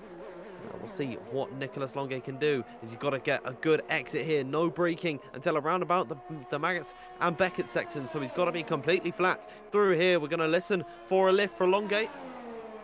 None at all, so he's completely committed through Copse Corner, down in towards the most iconic complex of corners on the Formula 1 calendar. It's Maggots and Beckett and Chapel now, where everyone has been running it very, very wide today, and Longy follows suit, but he's been able to keep this lap valid and is very competitive with his time at the moment. So far, of course, the only driver, the first driver to set a lap time in this session. What will be the benchmark? We'll find out at the end of this sector, as in towards the Vale chicane now for the Frenchman, our championship leader, who's got a foothold over this championship for quite some time. As through the final corner, Nicholas Longy goes, and it's going to be the first time in Q3. It's a 1 minute 25.711. Yeah, so a validated lap for Thomas Harvey. Didn't quite get it together. Andrew Tarabuchan is out there. He's going through the final corner. Not looking that competitive, though. Across the line, it's only a 26.1 from him. What about the Canadian, Carter Lundy? This is looking solid. Looking very solid. Is it P1? Oh, it's P2. 25.8 from him. Alfie Butcher's out there, as is Lenny Pipinter. Pipinter's gone second. We've seen some strong times from Pipinter throughout this session. It's now second for Alvaro Caraton out there on the road, as Alessio De Capua, who was quick in Q2, crosses the line, goes P6. Not a good time there from him. Alfie Butcher now over the line, goes P4, in behind Brendan Lee, who's just done a time. Now here's your man Ronhart, quickest of all, first blood to Thomas Ronhart. Well, there you go, Dan, your man ahead of mine. Yeah, 1-0 I'd say in Q3, but he still has 5 minutes to go left in this qualifying, so anything can change. And really, the top four most likely drivers for pole position are actually the top 4 at the minute, and look at how close the gaps are. The current gap to leader between the top 4 is less than a quarter of a tenth of a second. That is incredible how close this qualifying session has been. Alfie Butcher for the 900th back from Thomas Ronhal. So the top 5, Andy, at the moment are split by less than a tenth. Yep, absolutely incredible. Very, very close, and it just shows you Alfie Butcher knocking on the door of the 3 established esports drivers and an up-and-coming one in Thomas Ronhar. And yeah, it's great to see. Obviously, Thomas Ronhar has been in the league racing scene for a long time now, or a while now, and Alfie Butcher just, you know, in the top tier, just showing his worth in WR for the first time. Of course, showing his worth in PSGL for the first time on Wednesday night as well, and clearly showing that he is right up there, joining that group in the 0.7 bracket. Half a tenth down, but at least hanging in there and showing some really strong pace. But that is the first runs done in Q3. Thomas Ronhar, you were right, as was May 1990 in chat. I tell you, they say, and I tell you what, you did tell me, and you and Dan have got one over on me at this stage of qualifying. So Ronhar, Longay and Caraton, your top 3. Brendan Lee and Alfie Butcher. It is a Mercedes third row lockout because Lenny Papinter is there in 6th as well. Carter Lundy 7th, Alessio De Capo 8th, Andrew Tarabukin 9th, and Thomas Harvey is currently 10th. All the cars are in the pit lane except from Thomas Ronhar, who's going the wrong way in the pits, or having issues getting into the pits, but I think he's making his way in now. I think he missed the pit lane. Now he's going particularly slow through here. I think he's out of fuel, which is unfortunate for Ronhar, so it's going to be a little bit of time added on, which he's not on circuit and warming up his tyres and going for another lap. We've got just over 3 minutes left to go, and we're seeing the first driver exiting the pit lane. It's going to be the Scarlet Red Ferrari, the prancing horse of Brendan Lee. We'll see what he can do. He's going to be the first man out on track. The Haas of Andrei Tarabukin closely following in behind. We've got Alfie Butcher as well, and Longay leaving the pit lane. So with just under 3 minutes to go, everyone is going to be gearing up for their final runs, Andy. Yep, here we go then, folks. This is the business end of qualifying, but at the business end of the season, it's a massive, massive qualifying session here in WOR. At the minute, it is Thomas Ronhar on top, ahead of Nicholas Longay and Alvaro Caraton. Who's going to get the pole position, folks? If you want to change your mind or you've not had your call yet for pole, get it in the chat. We want to hear from you here at WR. We always want to get the chat involved in the action. And not only that, if you like what you've seen, be sure to leave a like on the video and subscribe. We're trying to get up to 3,000 subscribers before the end of the season. We are getting closer and closer to it, just 100 or so away from doing so. We're at 2.89k at the minute. We want to get up to 3k before the end of the season, so be sure to leave a like on the video if you enjoy it and subscribe, and you can get yourself involved for the races at the end of the season. So here comes Tarabukin then on an outlap. Let's see what they can do. And let's see if he is going to get a quick lap. And he's certainly made his way around the racetrack quicker than Brendan Lee, hasn't he? Yeah, I mean, Brendan Lee he's been going a bit slow. Of course, he's been revving out the car to burn as much fuel as possible. So he is looking to go for just one lap in this final part of qualifying, as is Andrei Tarabukin. I'd imagine they're not going to have time for an in lap at the end of this one. But they might have time to go for 2 push laps in a row. We're getting right to the end of this session. All 10 cars out on circuit, looking to bid battle for pole position, as Andrei Tarabukin with a 1 minute 26.185 currently at the tail end of the order from all the drivers that have set the laps. So he's not looking too strong at the moment, but that could all change as through now the first sector he goes. What can the Russian driver do in the Haas, as a slight correction off the exit of the loop section that could hurt his run down the Wellington straight, as underneath the Aramco signage and in towards Brooklands corner, where you're braking just at the 50-meter board. It's a very fast corner, short shifting up the gears to get all the traction possible through Luffield, where of course the exit is vital, as all dear onto the national pit straight. He is really having to wrestle the car through here. So Andrei Tarabukin not looking to be in the best of forms, and not looking to put his name into the hat for pole position, as through Kopp's corner he goes. Maximum commitment through there. Now he's got to go through Maggots and Beckett's. Very tough to negotiate at such high speed through Chapel. He goes now, running it out wide and onto the grass like we've seen so many times in this session. He's finding just about 3/10 on this lap so far. So Andrei Tarabukin seemingly has made up some of the time he's lost in that first sector.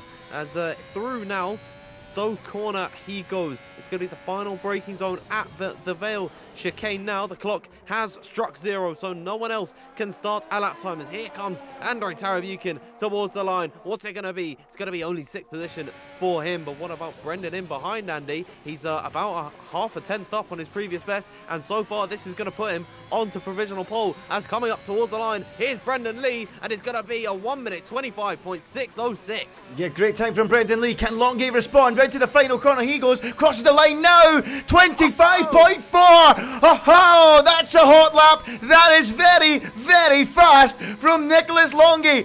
Pulling an absolute screamer of a lap time out of the pocket, and that is surely not going to be beaten. Here comes Carter Lundy, 25.8 at the minute. Can he improve? Can he get anywhere near Longay? It'll be a tall order to do so. He's battered them aside here.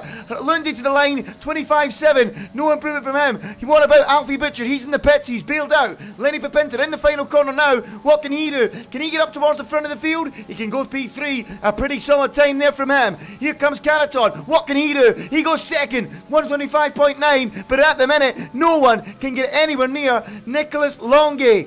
Thomas Harvey's out there, but it's not looking particularly quickly. Let's go and have a look at Thomas Ronner. He's coming into the pits. He's bailed out. It's all over.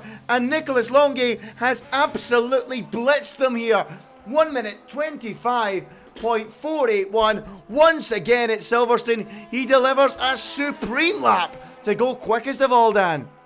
And I can confirm to you that Thomas Ronner had a spin down at Luffield corner, so something happened to the Dutchman, and that was unseen potential for Thomas Ronner. He'll be starting in 5th position, but Longay, earlier on in the PSGL season, he set a fantastic lap time with 25.3 flat, and now he's repeated it, not quite in as dramatic fashion, but he has once again received pole at Silverstone. It's becoming a favourite of his, as that is your classification on screen. But what about that from Longay? Yep, superb from Nicholas Longay, and I believe that's one each, Dan? One each. Nicholas Longay delivers the pole position, 125.481, over a 10th clear in the end of Alvaro Canaton in second for Williams, Brendan Lee in third, Lenny Pepinter, 2 Frenchmen in the top 4, Ronhar, Lundy, Butcher, again disappointing in qualifying 3, Thomas Harvey, Andrei Tarabukin, and yeah, what a session that was. In the end, what a race, what a session, or what a qualifying session it was. In the end, Longay, as we touched on, Dan, delivering another supreme lap, as he did in PSGL. As you also said, a 10th slower than what he did in PSGL, but still a 10th quicker than everyone else here. Yeah, I mean, you might as well call him the postman, because he's always been delivering. And unlike an actual postman, it's especially on a Sunday, because WOR really is his playing ground at the moment. And with that pole position, he's looking in fine form to be taking a big foothold into the last few races in the championship. Of course, his main rival, Parajas, not racing today. 3rd place, Shanaka Clay, starting 14th today. Alvaro Caraton at the moment, Andy, seemingly the only driver who can somewhat contest him today. You're absolutely right. Shanaka Clay in a lot of trouble. No Tomic Paradis either. So yeah, it looks like Caraton is the only man that can do anything about Longay, but he loves Silverstone and he's going to be very tough to beat. We're going to have a bit of a pause here, folks. We are going to have to reset the lobby and get everyone back in. There is a ongoing tire glitch, so the thing we have to do is reset the lobby, folks. So we'll be doing that right now, and hopefully we'll get the action back underway as soon as we can. But yeah, what a fantastic session that was. And we were just in the lobby there, and it did appear to me, Dan, in that first lobby that the skies were grey and we might get rain at some point, and we went back in now to the new lobby and the weather has been set custom, so I'm presuming we're getting rain at some point. Yeah, it's got the question mark there, which I'm not too sure. That means I think that might mean dynamic. I'm not too sure at the moment, Andy. We'll see what it is when we get into that. It's actually just been changed to nice and sunny. Oh, okay. So I think we're gonna have a dry race today, which I think around a circuit like Silverstone is a lot better than when it's in the wet. I think really, racing is always just better when it's in the dry rather than the wet. So it's good to see at such an iconic circuit in very nice conditions. Yeah, I suppose. It's a quite an interesting one, actually, if you say that. I mean, I think in real life Formula 1, quite often, if it's a wet race, it can be better, more excitement, more unpredictability. But certainly in league racing, you know, you need the DRS, don't you, to really help it out. Especially around the track like Silverstone. If you get no DRS, overtaking is really tough with the narrow, shallow braking zones, because due to the such high speed nature of the racetrack. So yeah, I think you're absolutely right. Dry race definitely better around the Silverstone circuit on the game, and for these top drivers in league racing. So yeah, I'm looking forward to it. Should be a cracker. Dan, who's your pick for the victory here tonight then? I really wish I could be taking the reins for Thomas Ronhart today, but starting from where he is, it's not the best position for him. So I'm going to go with Brendan Lee to take the win from 3rd position. Of course, his home Grand Prix, the British Grand Prix, of course, in a Ferrari, which is a little bit odd, but I'd say that Brendan Lee's going to win today. Oh, you're going for Brendan Lee. I'm going to go for Longy to get the clean sweep, the pole position, and the victory. Let's see how it all pans out. Tell us in chat, folks, who you think is going to get the victory here tonight in WR. Just so you know, folks, the race is starting very, very soon. The drivers are in the lobby. We just had to do a quick lobby reset because there's a glitch on the game with the tyres. We have to reset the lobby every single time we go from quality to race. So bear with us, folks. We'll be getting underway very, very soon indeed. So let's have this opportunity now to get involved with you guys in chat. Tell us who you think is going to get the victory. Tell us what you think is going to happen. We're looking forward to it. It should be a cracker here at Silverstone. Round 14 out of 16 in this championship. So while we wait for you to leave your comments below, let's take a look at this. The driver standings once again with 3 rounds to go. Nicholas Longy on 145 points. Tomic Paradis not here tonight. Picked up an injury playing football today. That's why he is not here. Shinaki Clay 117 points, but down in 14th on the grid. It's going to be tough to stop Longy from there, given the Frenchman is on pole. Alvaro Canaton, the only man, as we touched on, that can really do anything about him at this stage. He is in the fight for the victory. He's in the top 10. Thomas Ronhart next, then Luke Smith on 88. Jake Benham, Barry Buneman, Sam Corbett and Piotr Stachalik completing the top 10. And as you can see on the right hand side, the races remaining: Britain, then we go to Spain, and then we finish the championship off in Brazil. So be sure to leave a like on the video, subscribe folks to the channel, and you can be sure to join us. You won't miss it. You'll get a notification every single night on a Sunday at 7 PM we get going. We've got 3 rounds after this one. We are racing next week and the week after that, Spanish Grand Prix and Brazil, and you won't miss that if you get yourself subscribed to the channel. So a few of you have left your comments in chat about who is going to get the victory.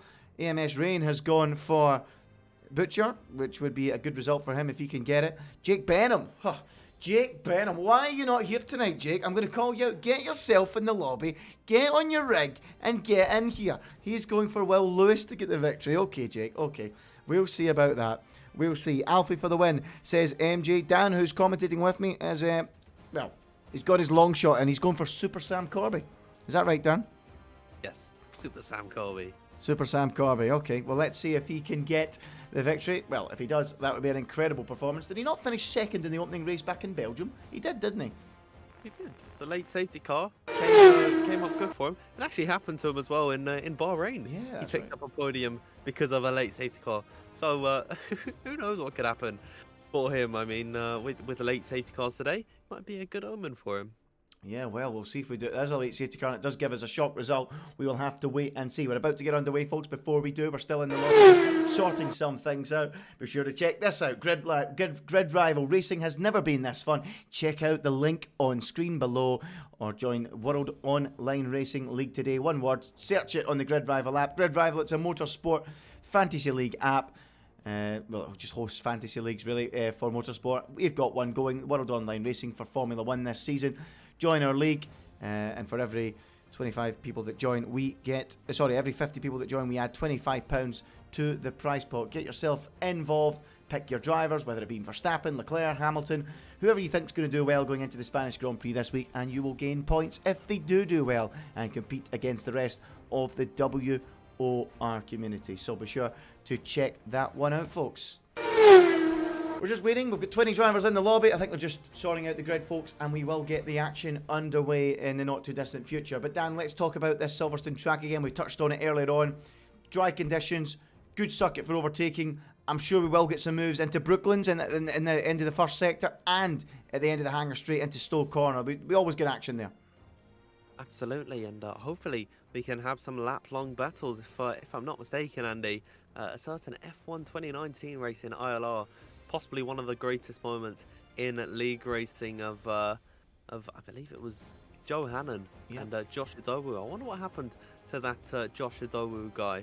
Who knows? But you know, that was a very incredible race, and I'm hoping tonight in WR we can see some more like that. Yeah, that was an incredible race in ILR that night. Back on the, what would have been on the Xbox, I'm pretty sure back in the day. Superb race between those two. Yeah, what a cracker that was.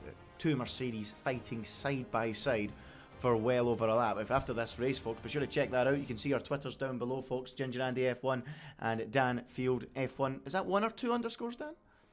That's 1 underscore. 1 underscore. There you go. I Then, folks. 2. Then I decided to change 1. Well, there you go. He's only got 1 now. But be sure to check out the Twitters below, and you will see my pinned tweet is actually that battle that Dan Field referenced to, a really good one, and I'm sure we can try and replicate that tonight. But it is time now to jump into the action. All the fun and games is over. All the hanging around and waiting is over. Here it is then, round 14 of the championship. Let's get into the action right now. Well then, it is round 14 here in WOR, World Online Racing British Grand Prix 2022, and we're at Silverstone, one of the most famous racetracks on the Formula 1 calendar, here in Season 12. And what a venue the Silverstone circuit is, an absolute classic, and it will be an enthralling Grand Prix. CRG Lutt and VRT Bulliner are the only 2 drivers in Tier 1 history to win Silverstone and not be British. Well, what will happen tonight? Here is the racetrack then. 5.891 kilometres, 3.6 miles, 18 turns, 2 DRS zones. Down the straights we said we might see overtaking. Quite a flat racetrack, and it will be an exciting one. High speed here at Silverstone, as always. There's your previous winners. Shadow in Season 11, Sam Corby also winning. CRG Lutt, Ballina, and CRG Lutt in Season 9 as well. Superb racetrack, and I cannot wait to get into this, Dan. It should be a thriller here tonight in WOR. Oh, I've actually jumped away, but from that, we're going to see some battles there. And there they are. Title rivals collide. Great battle between Pinecon and Sierra, and then they come together and into the gravel trap, or into the grass. Hopefully we won't see any of that tonight. And there's another man that everyone knows, TRL Martin, proper league racer. He's been around for a long time. Here he is battling and making a last lap overtake round the outside as CRG Pinecone getting it done on TRL Martin. Will we see any of that action tonight? Let's hope so. But it's time to jump into the action. Here it is. 26 laps ahead of the drivers. They're all out on track. Let's see the tyre selection, Dan. For those outside the top 10, it could be very interesting. Yeah, we're migrating hosts, and oh dear, I think we might have to wait a little bit longer because both Louis Welch and Luke Smith have left the session. Pedreño been disqualified as Thomas. I think we're getting another restart, unfortunately, here. A little bit of a dampener, I'd say, but not to worry. I mean, we'll get underway very soon. I'm just going to quickly check the Discord, see what the issue is. Yep, it looks like something's happening, so it looks like we're going to have another restart. So all that build up, folks, and then we bring it all back down to earth with another restart. So a false start in this occasion, but we do have 26 laps coming pretty soon, so hopefully the drivers can get back into the lobby, and we will have a pretty exciting race ahead for the drivers. So, yep, just waiting for it all to kick off again, and we can get back underway. Apologies for this pause, folks. Nothing we can do here in commentary box. It's just an issues with the game, and issues that we can't really do much about, but hopefully pretty soon we will get back into the lobby and get back going again. But then we do have 26 laps ahead of the drivers, and there is the tyre selections that they went for, Dan. We can see it on screen now. Everyone apart from George Nader opted for the medium tyres. So George Nader went for softs, everyone else went for mediums. I wonder if that'll be the same when we get going again. Man, I'm not too sure. I mean, if George Nader has made a mistake there, he's been given a lifeline by what I believe was Luke Smith being in the incorrect position. I think that might have been his issue, because I think he must have restarted or left the lobby at some point, and Louis Welch obviously didn't see that, and that was unfortunately him being put into P20. We're going to get that restart, make sure Luke is in the correct position, and hopefully it won't take too long, but it is going to be a slight annoyance, I'd say. Yep, a slight annoyance. We'll jump back into the hub here, in the commentary box chat, and yeah, hopefully we can get things back underway pretty soon. But yes, these things happen from time to time. There's nothing we can do about it here at WOR. But yes, we want to hear from you guys in chat, folks. Any more predictions on the victory? Let us know who you think is going to come out on top here tonight. I've gone for Longate, and Dan, you went for Brendan Lee, didn't you? Yeah, I think Brendan Lee is going to have a good day today. He's been in fine form recently. He won PSGL Imola just the other day as well. So I'm hoping in his home Grand Prix on home soil, in his Ferrari car, he's going to take the win today. Yeah, I wonder if he can. He's got every chance. He's certainly, as you say, in great form, winning in Imola recently, and also I'm pretty sure he was very strong back in Singapore in PSGL as well. So he started to really pick up a head of steam, Brendan Lee, and I'm sure he'll be looking ahead to the brand new esports season. He, of course, a two-time F1 esports back-to-back world champion in 2017 and 18, right at the start of the F1 esports series when it got going. And Jarno Opmeer, also a two-time F1 esports world champion. The only two drivers to have done that, made that feat in the 5 years it's happened. David Tunisia the other, of course. So yeah, he's a top driver, and yeah, I'm sure he'll be thinking ahead to the brand new game on F1 2022 and wanting to get some momentum in nice and early, Dan. Yeah, absolutely. I mean, Brendan Lee, as you say, he's been a staple of the F1 esports grid for so long, since its incarnation. And it's brilliant to see him still, fighting it out with league races today. Of course, he was a part of some of the oldest leagues, all the way back on the Xbox platform for quite some time ago, before F1 esports was even around. So it is great to see once again Brendan Lee is back in league racing, and hopefully he can see more success in F1 22. Yeah, so let's see how Brendan Lee gets on. Absolutely right, top driver. And of course, I've went for Nicholas Longay. Again, we can chat about Longay as well. Another very, very fast driver, showing at the minute why he is at the top of the standings on 140 points. Really, really beginning to pull clear and become a top driver. He's another man that I'm pretty sure will feel he's got every chance of taking a fight to the likes of Jarno up here when we get going in F1 esports. But Jarno recently, whether it be in PSGL or on his odd appearance here in WR, has just been in imperious form, and he will take some beating. But if there's anyone that can do it, the likes of Longay, the likes of Barry Boonamant has of course raced here a few times this season in WR, and of course the likes of Brendan Lee, as we've touched on, with every opportunity. But what do you think about Alfie Butcher tonight, Dan? We saw in PSGL the likes of himself, they were really keen to impress in the race, and perhaps weren't showing as much experience or having a wise head as the likes of Brendan Lee did, or Jake Benham. They were a bit erratic. They were keen to get involved and impress and rub shoulders with the top drivers. Do you think we might see a different approach tonight, or do you think he'll be keen to do something similar again? Well, I think he's just got to spark as much excitement as he can. I mean, he's got time, I'd say. I believe he's only 15 years old. Of course. He's got time to be, just go as quick as he can and really try to improve himself as a driver. I'm not too sure the result is going to mean everything to him today, because there's so much more waiting in the future. Yeah, I think it's all about gaining experience against these top drivers in this top tier, and I think the more experience he gets, the quicker he'll become, and the better he'll do in the high pressure moments. Because there we go again. We saw it in in PSGL during the week. Quick in Q1, quick in Q2, 7th in Q3. Again today, quick in Q1, quick in Q2, 7th in Q3 again. So there you go. A little bit of pressure maybe in the big moments. The more practice he gets, the more experience, the quicker he'll become in those key moments. And I'm interested to see how he approaches this race. I'm looking forward to seeing that. George Nader as well, turning out here in the top tier, the man from Lebanon. And he was unfortunate to go out in the first part of qualifying, but he'll be looking to impress and come through the field as well, Dan, won't he?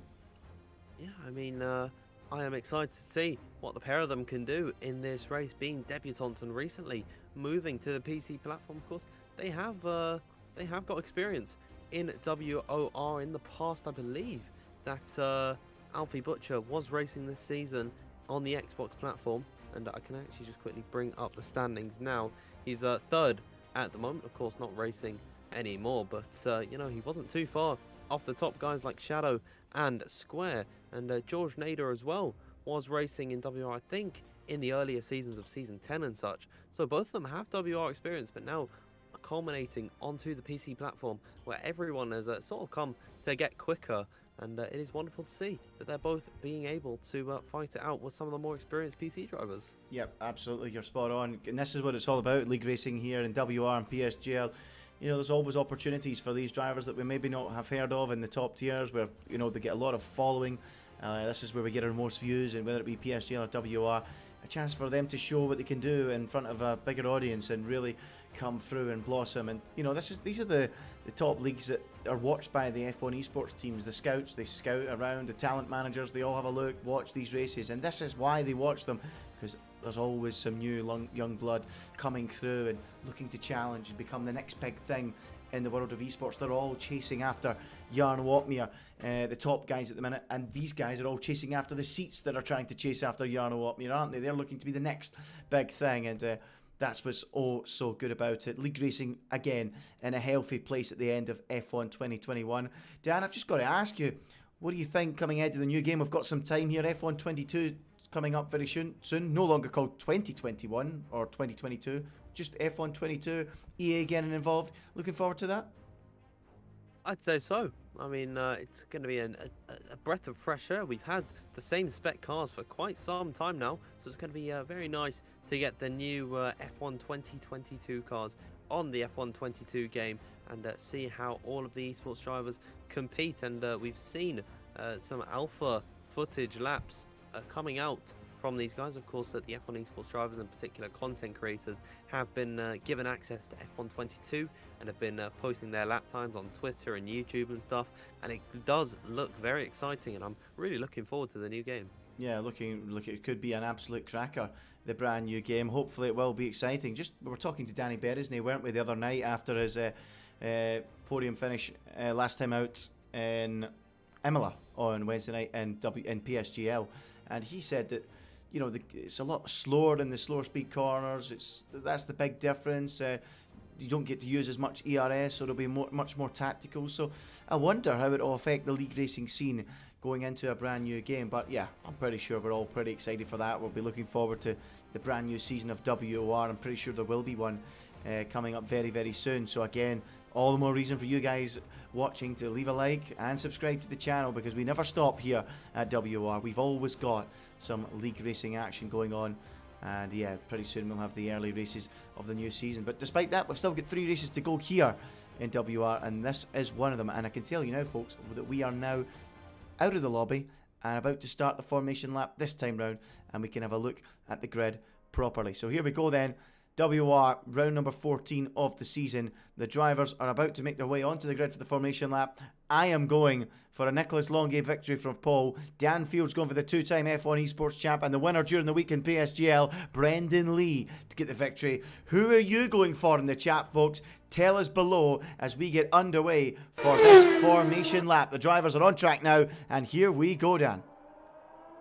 So we'll see what the tyre choice is. Once again, we saw everyone outside the top 10, aside from George Nader, opt for the mediums, and that has been repeated. So Nader, he hasn't made a mistake. He is going for this, and I'm really excited to see what he can do. As someone's actually just looking at the back of the order, someone's had a trip through the gravel because it's being kicked up all over the circuit, and it should clear itself very soon. But I think there's a slight visual glitch as well, because I don't know if that's on your screen, Andy, but it is for me, and it's a little bit annoying.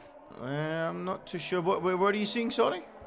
Whereabouts? I'm seeing like the particle effect when you go through the gravel. I'm seeing them just drive through that on the road, which is very odd to me. Okay, very strange. What, everywhere on the racetrack?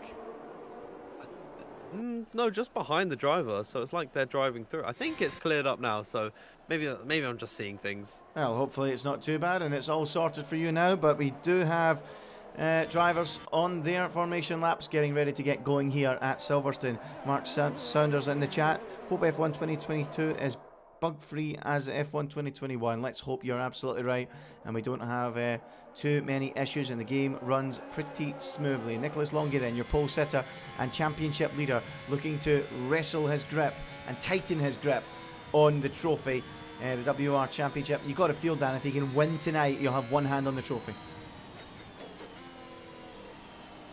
Absolutely. I think I got disconnected from the call for just a second. I've been able to just about get back in now, but yeah, it's a bit odd. I only got the last part of that, but I think it's about Longuet, and certainly if he has a good race today, he's certainly going to be in the hot seat to win this championship. Yep, absolutely. It looks like he will be looking to get one hand on that trophy tonight as we get ready for 26 laps here at Silverstone, round 14 of this WOR season. He lines up into pole position. The man that can stop him in this championship, Alvaro Carreton, lines up alongside. He knows if he really wants a realistic chance of still winning this, he needs to beat Longuet tonight. He moves into second place. Brendan Lee, your pick for the victory, Dan, lines up in third in the Ferrari. They're all into position. We're just waiting on Simon Perigny forming into the slot at the back of the grid. He's now moving in now with Will Lewis alongside on the back row. Will Lewis, of course, Jake Benham's pick for the victory.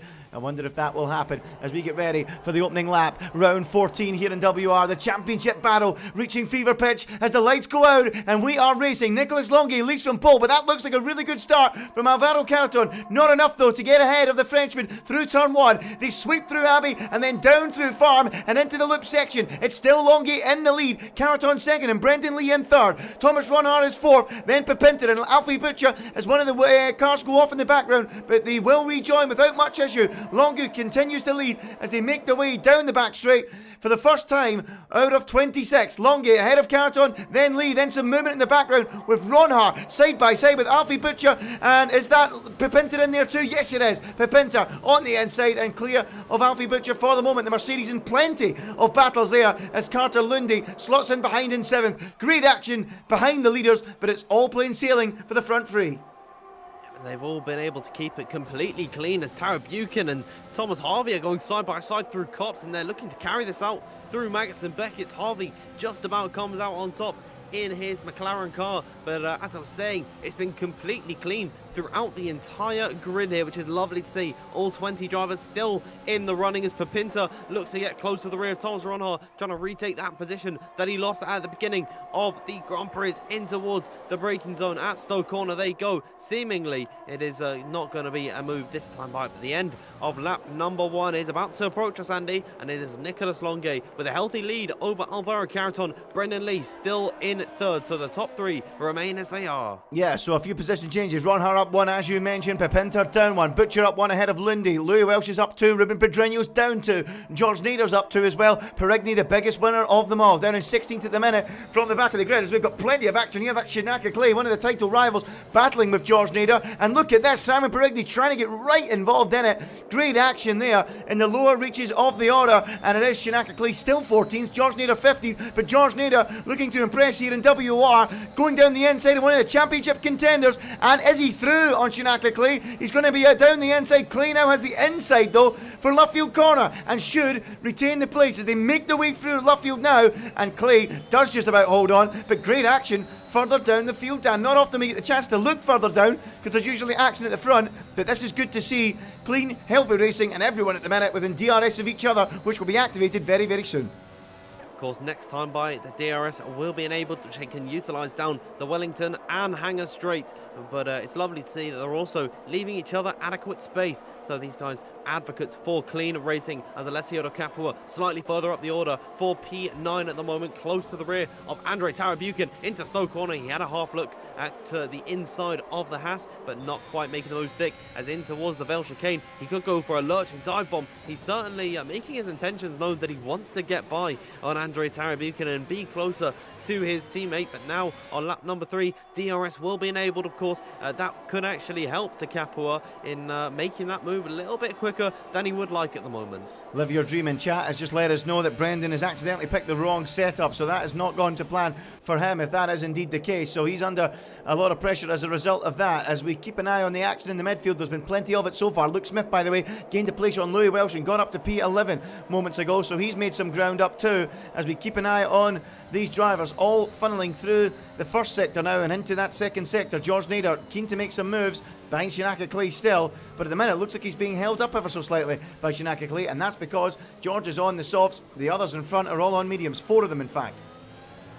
I don't think George Nader is going to be in the most happy position at the moment. Of course, started P17 now up into 15th, so he's made at least some ground up in this race so far, but it's not been what I'd imagine. There's a lot to still be desired for him, as DRS has been enabled, of course. We'll see who that is going to benefit, and you have to think Alvaro Carreton is going to be the one who's trying to overtake Longue as soon as possible, and they're all within DRS range of each other, but Carreton backs out there, Andy, so I don't think they want to make the moves at this point. Yep, he's happy to just sit in there behind Nicholas Longue as things stand, but he knows if he wants to move himself into championship contention, he needs to seriously try and outscore Longue today. Let's see how it goes. Longue leads then from Carreton second and Brendan Lee in third as they make their way over the line to start lap number 4 now out of 26 here at Silverstone. Longue then just holding firm, and let's see if Carreton's thinking about using any ERS. Let's bring up the graphic for you folks watching at home. 75% of the battery for Alvaro Carreton, 60% for Nicholas Longue. So is Carreton maybe thinking about it now? This will be the first time he'll get to use that DRS down this straight, and he opens it up now, getting closer, getting closer. No use though of the ERS, and he's happy just to sit there as things stand. So he remains in second place. Brendan Lee looking quite racy in behind as well. Alfie Butcher right up behind his teammate Lenny Pipinter, and maybe we'll see a move between those two soon. We know Alfie Butcher is keen to get the elbows out and impress. We've seen that the other night in PSGL. What can he do tonight as Pipinter now moves even closer to Ronha? It's good to see Pipinter as well, mixing it in at the top of Tier 1, of course, championship leader in Tier 2, which is racing at the moment, but he's doing a stellar job here today in Tier 1 as they're all getting close to each other. Thomas Ronha seemingly wants to go for a move on Brendan Lee, who of course with the wrong setup applied to his car surely is going to put him at a disadvantage as Alvaro Carreton gets close to Longue once again, but he doesn't use any of the battery and doesn't try to go for the move whatsoever as they all file through down towards the Vale chicane. Thomas Ronha once again, Andy, close to Brendan Lee, but on lap number 4 coming on to lap 5, no moves being made.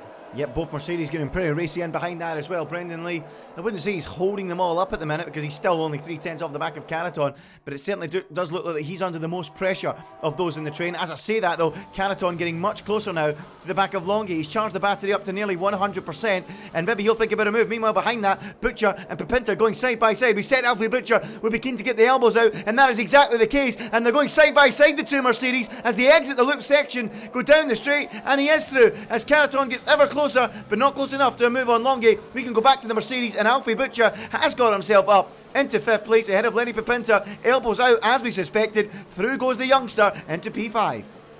That was a nice move from Alfie Butcher then. That was made when he went for the move down in towards just at the exit of Farm, and he was able to get the move done by around about Brooklands, and Lenny Pipinter tried to come back at him through Luffield. I think Alfie Butcher, Andy, he's not done because he's close to the rear of Thomas Ronha. He's dipping beneath a 1/10 of a second behind that Aston Martin, both of them powered by Mercedes powertrains, as on towards the hangar straight they go. Will Alfie Butcher trying to make 2 moves in one lap? The DRS trainers, there goes Alvaro Carreton towards the outside line of Nicholas Longue, and Brendan Lee looks to try and get involved as well as he's trying to make the move on the Alfa Romeo car of Nicholas Longue. Down in towards the Vale chicane they go. Is any of these guys going to try for an overtake? No, but it is Alvaro Carreton making the move for the lead of this Grand Prix on lap number 5. Yeah, good move there from Carreton. Gets himself ahead of Nicholas Longue, and he is through and up a position as it is getting pretty racy already. Ronha now behind Lee, wanting to make a move. Will he think about it into the loop section? No, he will not, and he's keen to just sit behind for now. Butcher in 5th, Pipinter in 2nd. We know Butcher has been really racy so far. We've got 20 laps to go, and it looked to me like Longue was a little bit out of shape there. He's dropped a half a second off the back of Carreton, and Brendan Lee might fancy his chances as a result. Down the straight they go, but nope, not close enough. Brendan Lee just sitting there waiting for this moment to pounce. It's not coming for him at the minute. He stays in 3rd in the order with Ronha, Butcher and Pipinter all tucked in behind. It's a great race so far, and Yes. that's number 6. All drivers still within DRS range of each other. They're all similar pace, and that's been evident throughout this entire Grand Prix so far, even just this weekend, how close they've been throughout qualifying. So this is a really wonderful race to watch so far, as Brendan Lee again closing to the rear of Nicholas Longue, applied the wrong setup, at the lobby restart, but he's still doing a fine performance so far, as down the hanger straight they go. I don't believe they want to make a move at just this moment, but I'd also, Andy, want to turn the attention to the likes of Luke Smith, Lou Welch and Rune Pedreño. They're still in this train. They're going to have a much easier time making moves up later on in the race when they're on the softs. Absolutely. All 20 drivers still within a 1 second of each other. It has been a really clean start to this Grand Prix, and hopefully it can continue. It's been really enjoyable. Some really good action throughout the field, and I hope everyone in chat is enjoying it as well. I've really enjoyed this so far. And you're absolutely right. Luke Smith, Louis Welsh, Pedreño, Calais, all within the DRS and all in the line. I'm just going to change the gap at the minute so you can see the gap to the leader. There you go, 7.5 seconds after 7 laps between all 20 drivers. I don't think I've seen a gap that close all season. But anyway, let's see how it goes down the straight here. Is Brendan Lee close enough? Look at them all flashing through the shot there. 8-9 cars all in a line. But at the minute, no moves being made. Caraton still leads Brendan Lee, almost touching Longy as he comes out of Luffield corner, and he's actually going to use a dab of the ERS, and Brendan Lee maybe thinking about a run on Longy going down towards Cops corner. That would be brave, that would be incredible. But look at that, he's nearly pushing him, and Brendan Lee, I think, is wanting to get a move on here and wanting to make that move on Nicholas Longy then. The championship leader Longy against the two-time F1 Esports champion Brendan Lee. Lee winning in PSGL during the week and keen to make some progress, a little bit more of a dab of his ERS. DRS now open for the British driver, driving for Ferrari as they're all closing up again, but into the braking zone. Lee ain't going for the move, but he is really looking racy behind Longy at the minute, and maybe this time into the braking zone, having a look to the left, look to the right, but does not go for the move, Dan. And Longy did a really good job of positioning his cars. We've seen Luke Smith. I think Luke Smith has had an off somewhere, trying to find him. I keep going to the wrong driver, and Luke Smith has, he's gone around. I think at Stowe, unfortunate for the driver. He was leading all of the alternate strat runners, so that's got to be disappointment for the Alfa Romeo driver. He's got some time to make up. He's still actually going to possibly see himself in the DRS train as well. It's also key to mention, we've seen our first pit stop for George Nader. Yeah, George Nader then coming in with a very early undercut as we go back to the leaders here. Brendan Lee again very close to Longy. Look how close Ronhard is though to Lee, almost pushing him through Brooklands corner on lap 8 out of 26. Really enjoying this. Caraton leads, Longy second, Lee third, and then Ronhart and the two Mercedes of Butcher and Pipinta. Carter Lundy hanging in there as well, and the two McLarens sandwiching Andre Terrabuchan's Haas at this stage of the Grand Prix. But Brendan Lee again so close to the rear of Nicholas Longy going into Maggott's corner. Is he going to think about a move as they make their way through Beckett's and then on towards Chapel in a moment's time? Can he get the exit he needs? Longy's wide, a little bit of grass there, kicked up by Nicholas Longy, and Brendan Lee might now seize the opportunity, getting closer to within a tenth and a half almost, but as they get to the end of the straight, he runs out of road and has to dab the brakes. I mean, this is really... It's been incredible for Brendan Lee as Alvaro Caraton dives into the pit lane. Longy and Lee both stay out. I think a Mercedes followed through. That's Pipinta going in as well, as does Andre Terrabuchan. So we're starting to see some undercuts coming out from these soft runners. But now it's the battle for the lead of the race, and that is not going to be helping Nicholas Longy because he's no longer going to have the DRS on the back of Alvaro Caraton, who's come into the box. This is surely going to be Brendan Lee's best opportunity to get by the Frenchman this race. He's got to capitalise on it now, as through the loop section they go. It's been a bad exit for the Ferrari man, and the Alfa Romeo of Nicholas Longy seemingly is going to stay ahead into Brooklands. They go. Brendan Lee closing to the rear of Longy, not close enough to go for the move this time by Ronhart, also looking to make an impact at this point, as here they go through now Luffield corner. Longy seemingly is having a fantastic time. He's actually pulling away from Brendan Lee, but that could all be lost now because through Cops corner they go. Brendan Lee really is pushing, using all the battery that he can to run slightly wide, and that's going to pick him up a warning as through Maggott's and Beckett's they go. Takes a wider line to try and maximise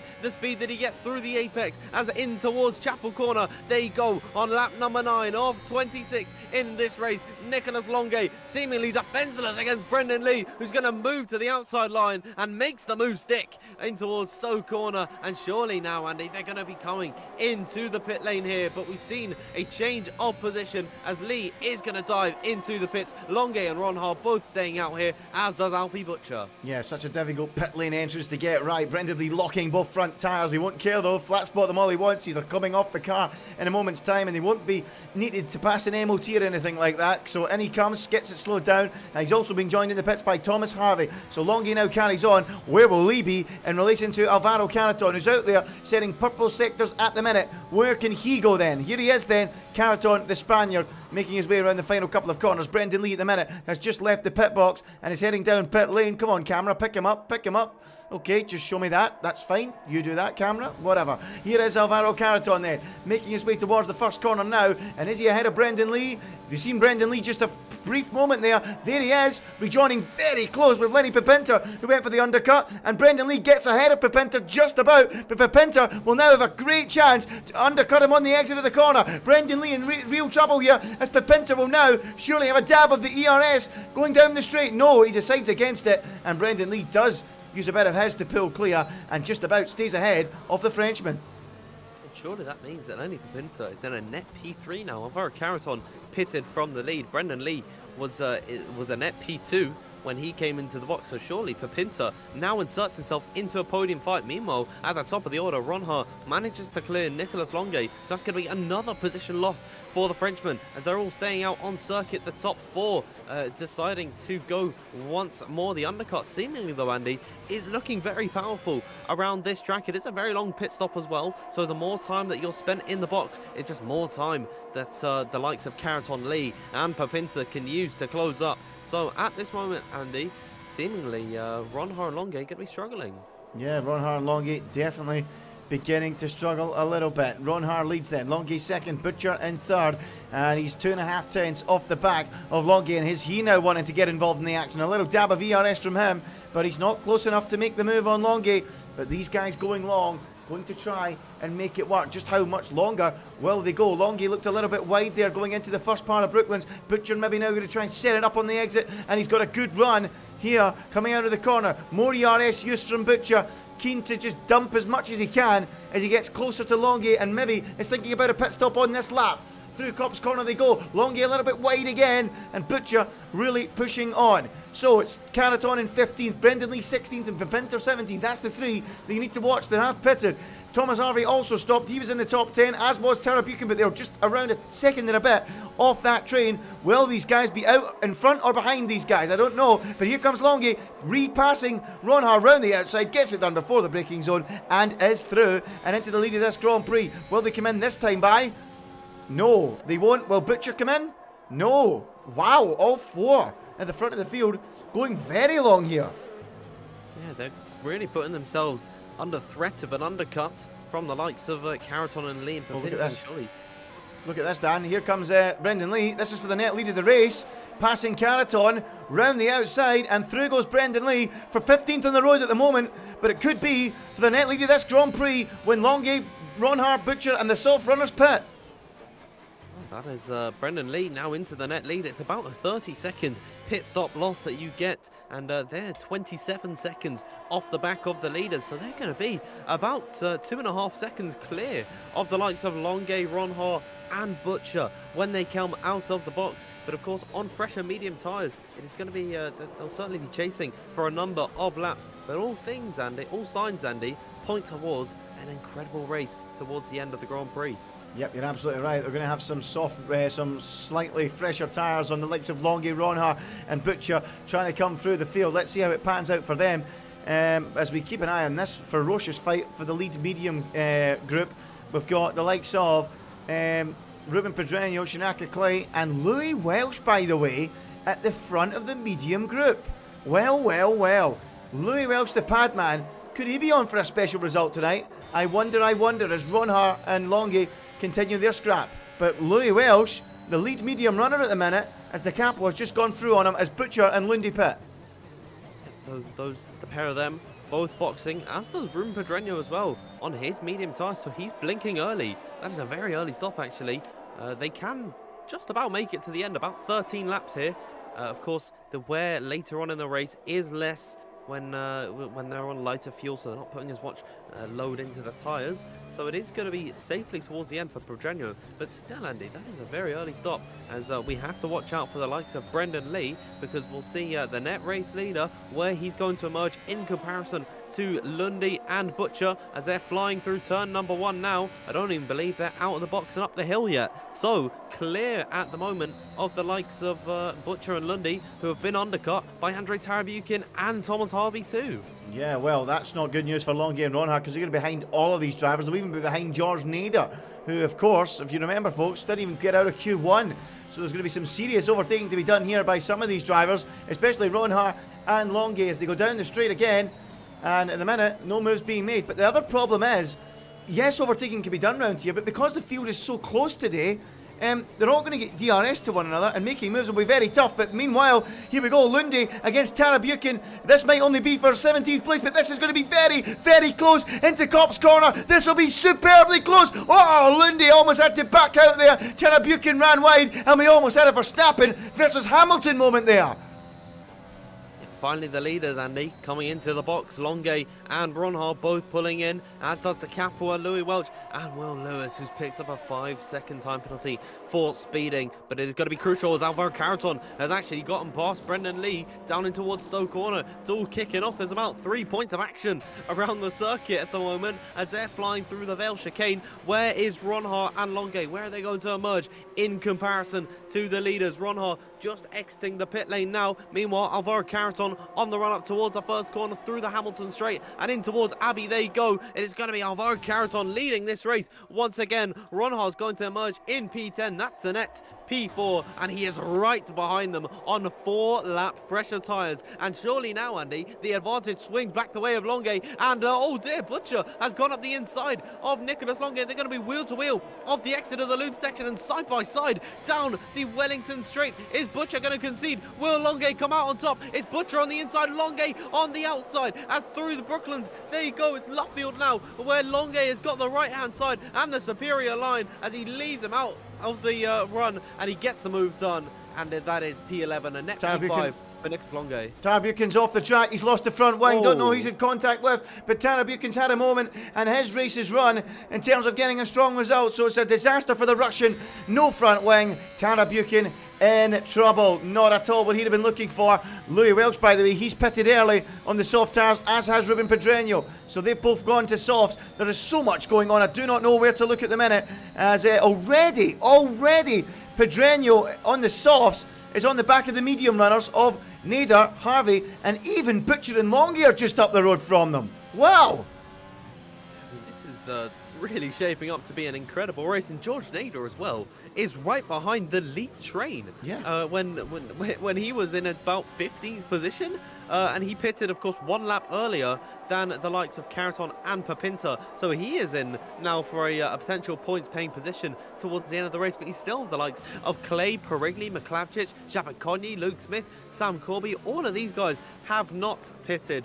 And Andrew Tarabukin makes his second stop, and that is retirement. That's our first DNF of the day, and he leaves the session. Really unfortunate for the Russian driver. Well, here comes Ruben Pedreño on the softs then. Can he make the move on George Nader? Kind of needs to. Going to go for it down the inside on his Alpine teammate. Oh! Synchronized spinning for the two Alpines. Round goes Pedreño. Round goes Nader. And I tell you what, Otmar Safnart will be slamming the desk in disgust. Round go both of the Alpine cars. That was silly. Very, very silly indeed. And Pedreño's chances of a strong result is gone, as is George Nader on debut. Dan, talk us through that. I think George Nader had the right to the corner. He was ahead in the braking zone. Pedreño broke later, dived up the inside, and in fairness to Nader, he left him the space. But then I think Pedreño just went a bit too hot into the corner, and their lines came across. And Pedreño now is going to go back past his teammate, but I don't think that they're going to be too pleased about how this race has gone, as Nader lets him on by. But yeah, I'd say silly from Pedreño there. I think that's got to go down to him, and I'd imagine the stewards are going to be busy today. Yeah, that was a bit of a risk. I can see why Pedreño went for it. He really, really wanted to win this race, and he knew he had to make some ground. But in the end, it ended in disaster for both Alpine cars. And yes, not a good day for the French team at all. As we keep an eye on Brendan Lee behind Alvaro Carton. We've not looked at these guys on track for a while. There's been so much going on elsewhere. It has been a breathless race. And as the WR account has said in chat, make sure to subscribe as we approach the conclusion of this World Championship. You don't want to miss these races, folks. They are very, very exciting, and this has been another. It's flown by the opening 16 laps. We've got 10 to go after this one as Alvaro Carton continues to be the net leader, not the leader on track. We've still got Shabakonyi, Luke Smith and Sam Cobby to make their pit stops from the medium compound as the net leaders flash through the screen. Carton ahead of Lee, Pepinter, Ronhart and Longuet. So that would be the top 5. Carton 1, Brendan Lee 2, Pepinter 3rd, Ronhart 4th and 5th for Longuet ahead of the penalty of Alfie Butcher, who would be P6. But here goes Brendan Lee trying to retake the net lead, and he's going to breeze past in the Ferrari. Easy as that. The number 72 regains the net lead of this Grand Prix ahead of Alvaro Carton, and we're going to see a lot of switching before the end as Lenny Pepinter tucks in behind the pair on 6-lap-old mediums. But coming up behind them, Ronhart and Longuet on 5-lap fresher tyres. They look very racy indeed.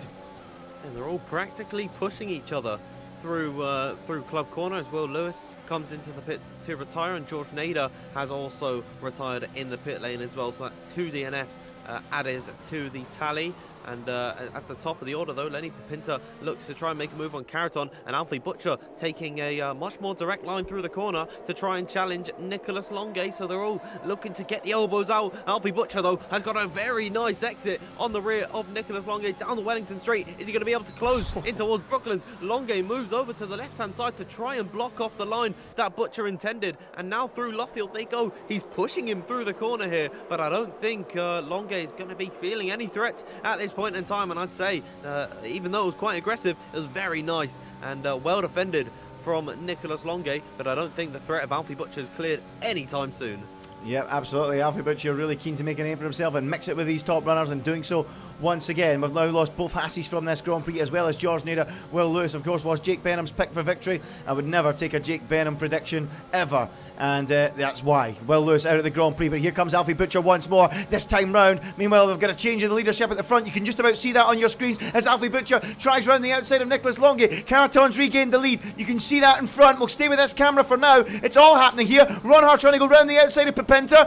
This is incredible stuff. Ronhart's got through on Pepinter, has he? As we keep an eye on Butcher trying to set about Nicolas Longuet. Meanwhile, Carton's getting the opportunity to sprint clear as a result to the gap of 7/10. So it's Carton now, net leader, ahead of Brendan Lee, and Thomas Ronhart has got the move done. He is now through and fresh on the attack of Brendan Lee, the 2-time F1 Esports champion. It's incredible stuff. On lap number 18, it feels like a go-kart race. They're all pushing each other around and swapping positions and getting right onto the rears of each other. It's incredible to watch at this point as they continue on for the battle for the net lead, and some key points coming into the latter part of this championship. Of course, the main championship fight we need to talk about is Alvaro Carton and Nicolas Longuet, and so far at the moment, Alvaro Carton could still see himself in the title fight. It is all still, though, to play for. We're about 2/3 of the way through in this Grand Prix. Still got a lot to give left here as Ronhart looks to be close to the back of Brendan Lee as they fly through. Maggot and Beckett slaloming through this sector. So iconic, so wonderful to watch at this point as here they go, DRS enabled. Is Brendan Lee going to be feeling the pressure from the Dutchman in behind? Indeed he will. Here comes Ronhart in his Aston Martin. He's defending to the inside. Oh, almost coming close to contact there. Lee does hold on to the position, but Ronhart with the better exit and in towards the Belgian. Is he going to switch to the outside line possibly? There he goes to the right hand side of Brendan Lee. He's got the inside for the Belgian, for the club corner. He's not quite made that move stick. Aggressive defense from Brendan Lee. There goes Longuet up the inside of Pepinter, and now Alfie Butcher can see an opportunity as through Abbey corner they go. Go to contact. Butcher's around. Oh, he just about held on there. This is absolutely incredible. So much action going on. All these drivers really on the tightrope here in terms of coming together and ruining their races. Thomas Harvey's in there as well, in behind Lenny Pepinter, but Alfie Butcher really keen to make a name for himself, fighting Longuet all the way through turn one, and both of them almost came to blows. This is incredible as Brendan Lee still defending from Thomas Ronhart. Not quite sure how he's managing to do so. And all of this battling might allow the likes of Louis Welsh and Shinaka Clay on the soft tyres to get involved soon. But we'll stick with this for the moment. Caraton still at the helm of the field at the minute. Probably quite happy to see them all fighting so ferociously behind. But here is Ronhart trying again then, getting closer to the back of Brendan Lee. What a race we're having tonight in WOR. It might be the end of the season or getting towards the end of the game cycle where not many people turn up in terms of viewership and top drivers, but we still got some great drivers in this league tonight and some really strong performances and exciting action as Brendan Lee attacks Caraton again down the inside, regains the lead. Ronhart's in there again and he's got a superb run. The three of them together in the shot going into the braking zone. Caraton shoves Lee wide.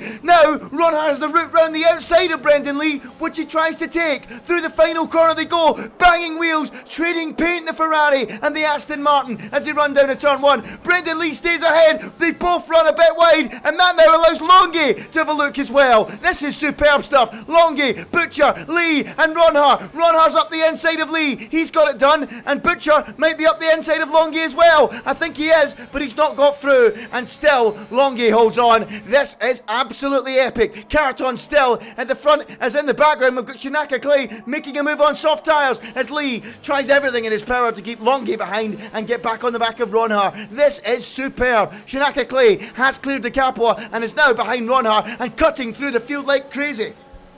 Yep, Shinaka Clay is a driver we can't forget about, and he's just got past Thomas Harvey down the national pit straight and in towards Cups corner. Harvey doesn't want to give it up, but into the turning point they go. It is Clay up into 9th position. This is a net P7 once Luke Smith and Sam Colby both pull into the pit lane. We are being absolutely treated today. The F1 2021 game is withering away. The flame is dying, but it's still ignited in all of these league races as they file down the hangar straight. Alfie Butcher once again gets close to the rear of Nicholas Longy. Can't quite get close enough to send one up the inside, but wow, this is just fantastic racing that we're seeing today. I'm really excited though, Andy, for what Shinaka Clay can do, because on his fresh, soft compound of tyre, he's now got all of these drivers on a silver platter in front of him to overtake. Yeah, Thomas Ronhart needs to pass Caraton now. He's got 5 lap fresher tyres. Let's be honest here, Caraton and Brendan Lee are toast. They're absolute toast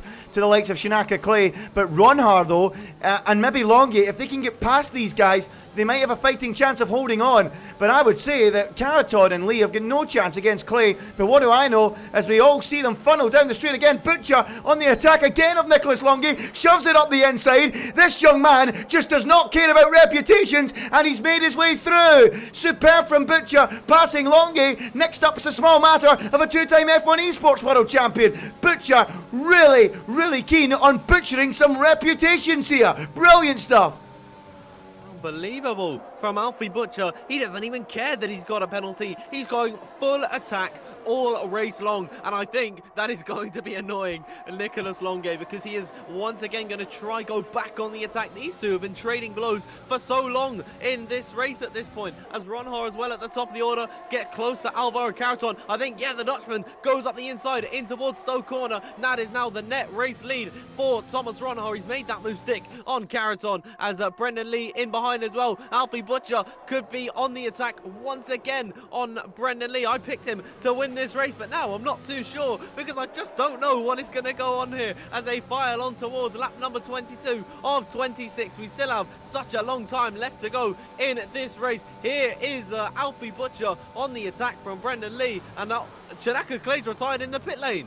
Well, what is going on there? We can't even watch that stuff at the minute. Shinaka Clay was one of the drivers that could maybe win this race. He's now retired in the pit lane. No idea what's going on. We just cannot keep up with this. There is action absolutely everywhere as Alfie Butcher is keen again on making a move on Brendan Lee into the braking zone. Not quite close enough this time though for the Mercedes driver. Mercedes versus Ferrari. The master versus the apprentice. This is what it's all about in league racing. This is what we love to see. Equal cars. People with massive reputations that have been here for years and and youngsters that want to make a name for themselves. And this is a youngster that is very keen to do so. Alfie Butcher makes his way through Cop's Corner now and is trying to reel in the two-time F1 Esports World Champion. Through Maggots and into Beckett's they go once more. It's still Ron Hart at the front of this group. We're still waiting on the pit stops from Luke Smith and Sam Corby, who are going exceptionally long. But here comes Alfie Butcher once again, getting closer and closer to the back of Brendan Lee, but not close enough to go for the move, and he stays P6 for now. I mean, if a late safety car comes out here, think of the gains that Luke Smith and Sam Corby are going to make. And we were talking about Sam Corby always benefiting from a late safety car. He could do with one now as they file on towards lap number 23 of 26. Alfie Butcher once again close to the rear of Brendan Lee. Ron Hart and Longay have both picked up penalties as well, so it's looking like a straight fight between Caraton and Brendan Lee, as Alfie Butcher, though, he doesn't care about that fight whatsoever because he's so close to the rear of Brendan Lee, and he's got a fantastic exit off the back of the loop section and in towards the Wellington Straight. There you go. Brendan Lee realizes the threat and pulls over to the inside line. Butcher sees no intention of going for it this time but through Brooklands and up towards Luffield. There you go. It is going to be the battle for a net P3 once Luke Smith and Sam Corby both come into the pit lane. And if you're enjoying this race, make sure you subscribe to the WOR YouTube channel because they come like this every single week. It has been a pleasure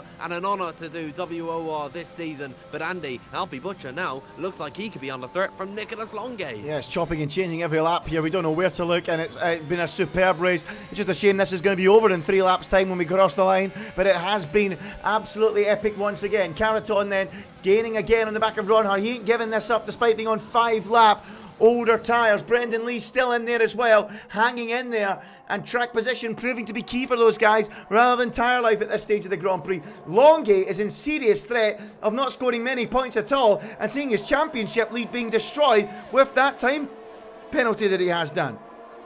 Yeah, absolutely. I mean, if he doesn't get that removed, there's a possibility that he's picked up a double warning somewhere. But if he doesn't get that removed, Alvaro Caraton is going to be inserted right back into the picture. And at the moment, he's winning this race. And Nicholas Longay is trying to send one up the inside of Alfie Butcher. Doesn't quite work out this time but through the loop section, I think he's getting a little bit desperate because he's only got a few laps left to actually get by on Butcher. And maybe Ron Hart would also maybe I know that they're good friends, so they could try and help each other out. I wouldn't quite like to see that. I'd like it to be completely genuine here, but if it needed to be that way for Longay, they might resort to that, as here they go down through the National Straight and in towards Cop's Corner, where it could all kick off on lap number 24, as Luke Smith and Sam Corby, meanwhile, still have not pitted on lap number 24, so it is it's incredible how they're actually still able to keep going on this tyre. They must be completely dead at this point in time as they come on towards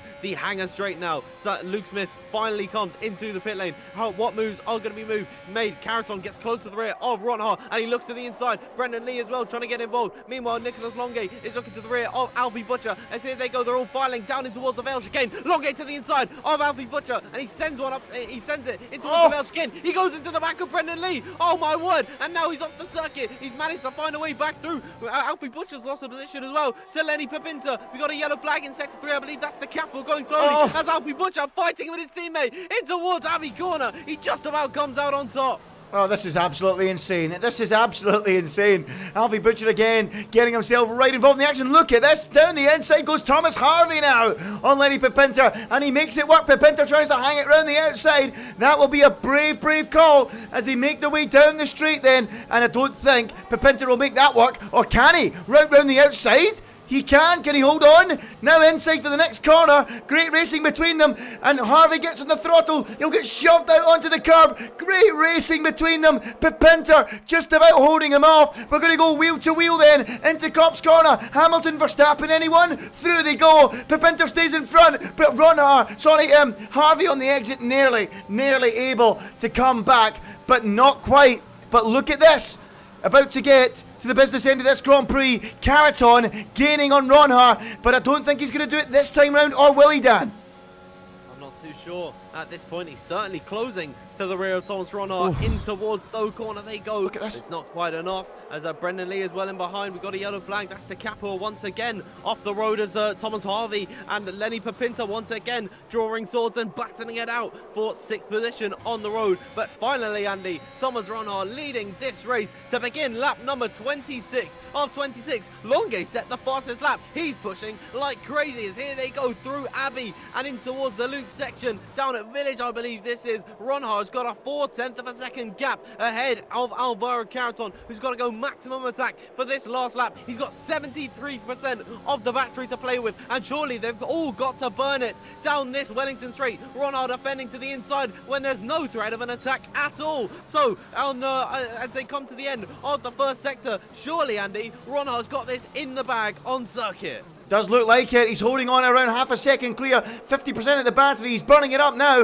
Ronhart with the fresher tyres. He had to wait and wait to pounce, but he's finally managed to do so. And I tell you what, Nicholas Longue will be relieved about this, that Alvaro Caraton will not get maximum points. Longue with the penalty. We'll see in a few moments' time just how bad the damage is from that time penalty. How far down the order will he drop? Caraton throwing everything at the racetrack, trying to get the car to respond, to get close enough for the move. But Ronhart, to me, looks like he might have him covered. He's gaining. He won't get through here, surely. But can he set one up for a lunge at the final corner? Let's see. Caraton doesn't look like he's got any chance of doing so. And as he come up to the final couple of corners, it's been an epic race here tonight in WR. Action from start to finish. And the victor is the man in the Aston Martin, the young Dutchman. Thomas Ronhart wins. Caraton now takes it.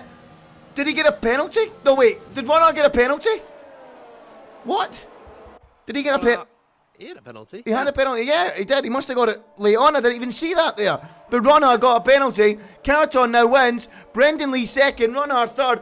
Harvey fourth. Pepinter fifth. And Longue, in the end, gets sixth. I totally missed that, folks. When did he get that penalty? It was there for quite some time. Oh, right. Okay. I mean, if that gets removed, Ronhart wins this race. So, you know, there is still potential. Don't count him out just yet. We could still see him winning this race. Driver of the day goes to Ben Sabakonyi. I don't know where he actually ended up finishing, but it is Alvaro Caraton for the time being winning this race with Brendan Lee in second and Thomas Ronhart in third. I'm interested to know after Longue's penalty where he ended up. He is finished in 6th position, so surely if he remains in that place, Alvaro Caraton has got a nice chance to take this title fight back to him. Yeah, well, the talk is in chat, Brendan pushed Ronhart wide, which led to the penalty, so let's see if that indeed does end up being the case, but we'll never know, folk. Well, we will know, but we won't know in this live stream if what the situation is. But Alvaro Caraton is the winner for Williams, ahead of Brendan Lee and Thomas Ronhart in third. Thomas Harvey fourth, and it's the French 5-6. Longue, well, if it does work out that Caraton is second, then it wouldn't be too bad damage for Longue in the championship, but he would have rather pulled the gap rather than lost some ground. Connor Lundy 7th, Ben Shabakonyi 8th, got driver of the day, gained 8 places. Alfie Butcher ended up 9th ahead of Louis Welsh in 10th. Primoz McClavsik was next, then it was Luke Smith and Sam Corby. Alessio Di Capua rounding up in 14th place in what was a wild race in here tonight. Wow. Dan, I mean, we're getting towards the end of the season. I think we know that. Oh, put your camera on, Dan. I've lost you. Tab into Discord here, and you should see me. Alright, okay. Is it because we left the Discord? Yep. Okay, give me 2 seconds, folks. I'll jump into the interview screen. Hopefully we'll get some drivers in for interview, and I'll tap into Discord, and hopefully Dan will now pop back up when I do that. But Dan, yeah, great race today. The game might be coming towards the end of its cycle, Dan, but we still had some really, really exciting drama on the racetrack today, and, you know, that was a proper WOR classic, wasn't it? Yeah, that was a really insane race, action-packed throughout the entirety of it, and I'm just such a big fan of how they were so close at the start of the race, and it ended that way as well. I think the top 10 were all within DRS. I think even the top 13 were all within DRS of each other. Of course, the rest of the order, a lot of them had issues individually, and it was really unfortunate that we did see the likes of Shanaka Clay go out, and I think that is one of the biggest what-ifs of today. And without a single point to his name, his 2 main rivals scoring some big points, I think that might be the championship in the mud. Yeah, we'll have to wait and see. It was a bit of a disaster for him this afternoon, but yeah, it's looking like it's going to go south from here in terms of a championship for him. We'll have to wait and see. But Dan, let's talk about driver of the day. People in chat as well, talk to us. Who do you think was your driver of the day this afternoon? We're always keen to hear what you thought. But Dan, a wee chance to think. What do you think? Driver of the day? I'm probably going to go Ronhar. I think Ronhar is certainly up there. That was a really impressive performance from him today. I'm just trying to consider. Thomas Harvey, maybe? Thomas Harvey came fourth. Yeah. In the end of it. I mean, that was a really good drive from Harvey, and he didn't get any penalties to his name as well. So he's in a great position. You know what? I'll go with Thomas Harvey. He was a bit of a... Oh, we didn't really see him too much, aside from his battles with... Papinta, I believe it was. I mean, it was a really great race from him. Yeah, really solid drive from Thomas Harvey and getting a very strong result in the end. And I believe he qualified in the top 10 at the last minute as well, just squeezing through. So strong weekend, strong performance from him. You've gone for him for driver of the day. I'll keep it different just for a change, and I'll go for Thomas Ronhar. But yeah, I think both drivers, Thomas, whatever Thomas you want to go for, both of them. Driver of the day. You know what we'll say, Dan? We'll just say Thomas was driver of the day, and you can make your own decision, folks, as to who that might be. But yeah, I think that was a really good race. People in chat, I'm an Alfie fan now after these 2 races. I've got to say, you know, it might not be the most effective way to race, but it's exciting watching Alfie Butcher, isn't it? He loves getting involved in it, doesn't he? Yeah, he makes for a great broadcast. I mean, that was really entertaining from the stuff that he pulled out today in fighting, with the likes of Nicholas Longue and Brendan Lee. Brendan Lee's been a part of F1 Esports since 2017. I think Longue made his debut in 2019 was when he made his debut. So they've got a combined 8 years of experience on the F1 Esports grid. And little Alfie Butcher coming along with a very impressive performance to take the fight to them with the general inexperience of battling on the PC on F1 2021. It is a very impressive way to drive, and as you say, it's not the most effective, but it is certainly going to be. It's certainly the most exciting. Yeah, no doubt about it. I'll hope we see a lot more of Alfie Butcher racing around in the top tier, because he really does take it to these established drivers. Longue, especially today, was on the end of it. Brendan Lee at times too. But we'll jump into the interview screen, folks, and we'll see if we can get any drivers in for interview. Have we got anyone waiting at the minute? Doesn't look like we do, unfortunately. So we might have to give that a miss. But while we do wait, just in case we do, if you have any pop in a few moments' time, we'll have a quick look one more time at our sponsor, GridRival. GridRival racing has never been this fun. Check out the link on screen or download the GridRival app. Join and search World Online Racing League on the app and get yourselves involved. GridRival, it's basically a fantasy league app for motorsports, and we've got a league on there, World Online Racing, as it says on screen, and we're doing it over the Formula 1 season. So you can pick your drivers, whether you're Leclerc, Verstappen, Magnussen, Hamilton, Alonso, whoever you go for. Get them in your team for the Spanish Grand Prix this weekend and compete against the rest of the community. For every 50 members that join, we add £25 to the prize pot.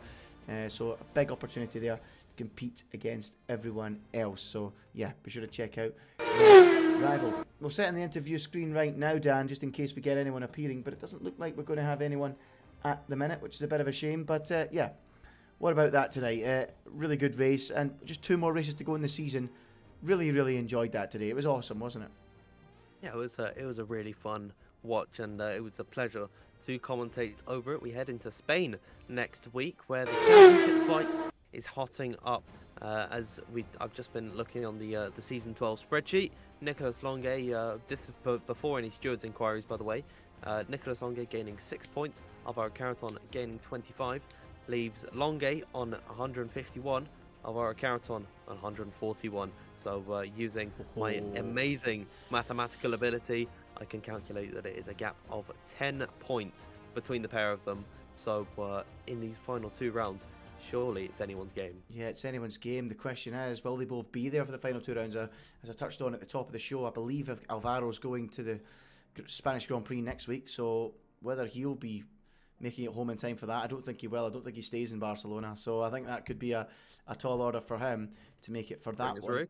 What's that?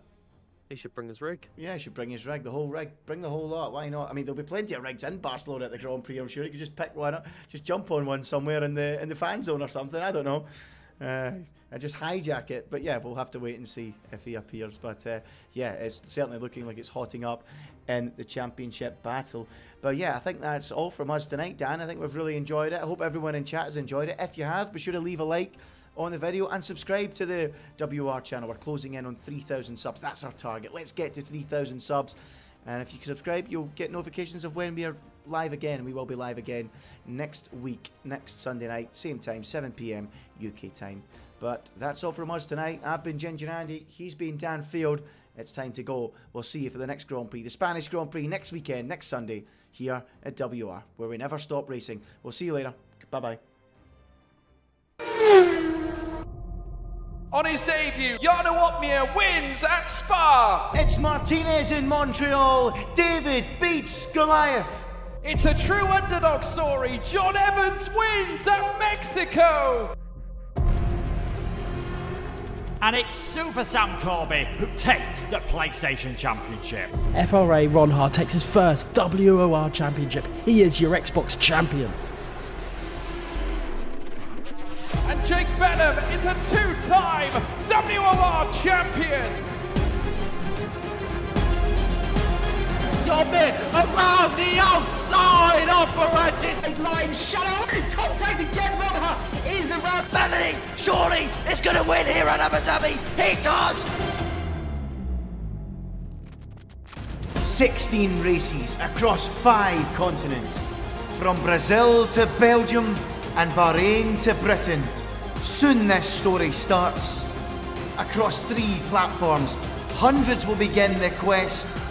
The quest in search of glory and the right to be called a WOR champion. Lights out, and we're racing in Season 12.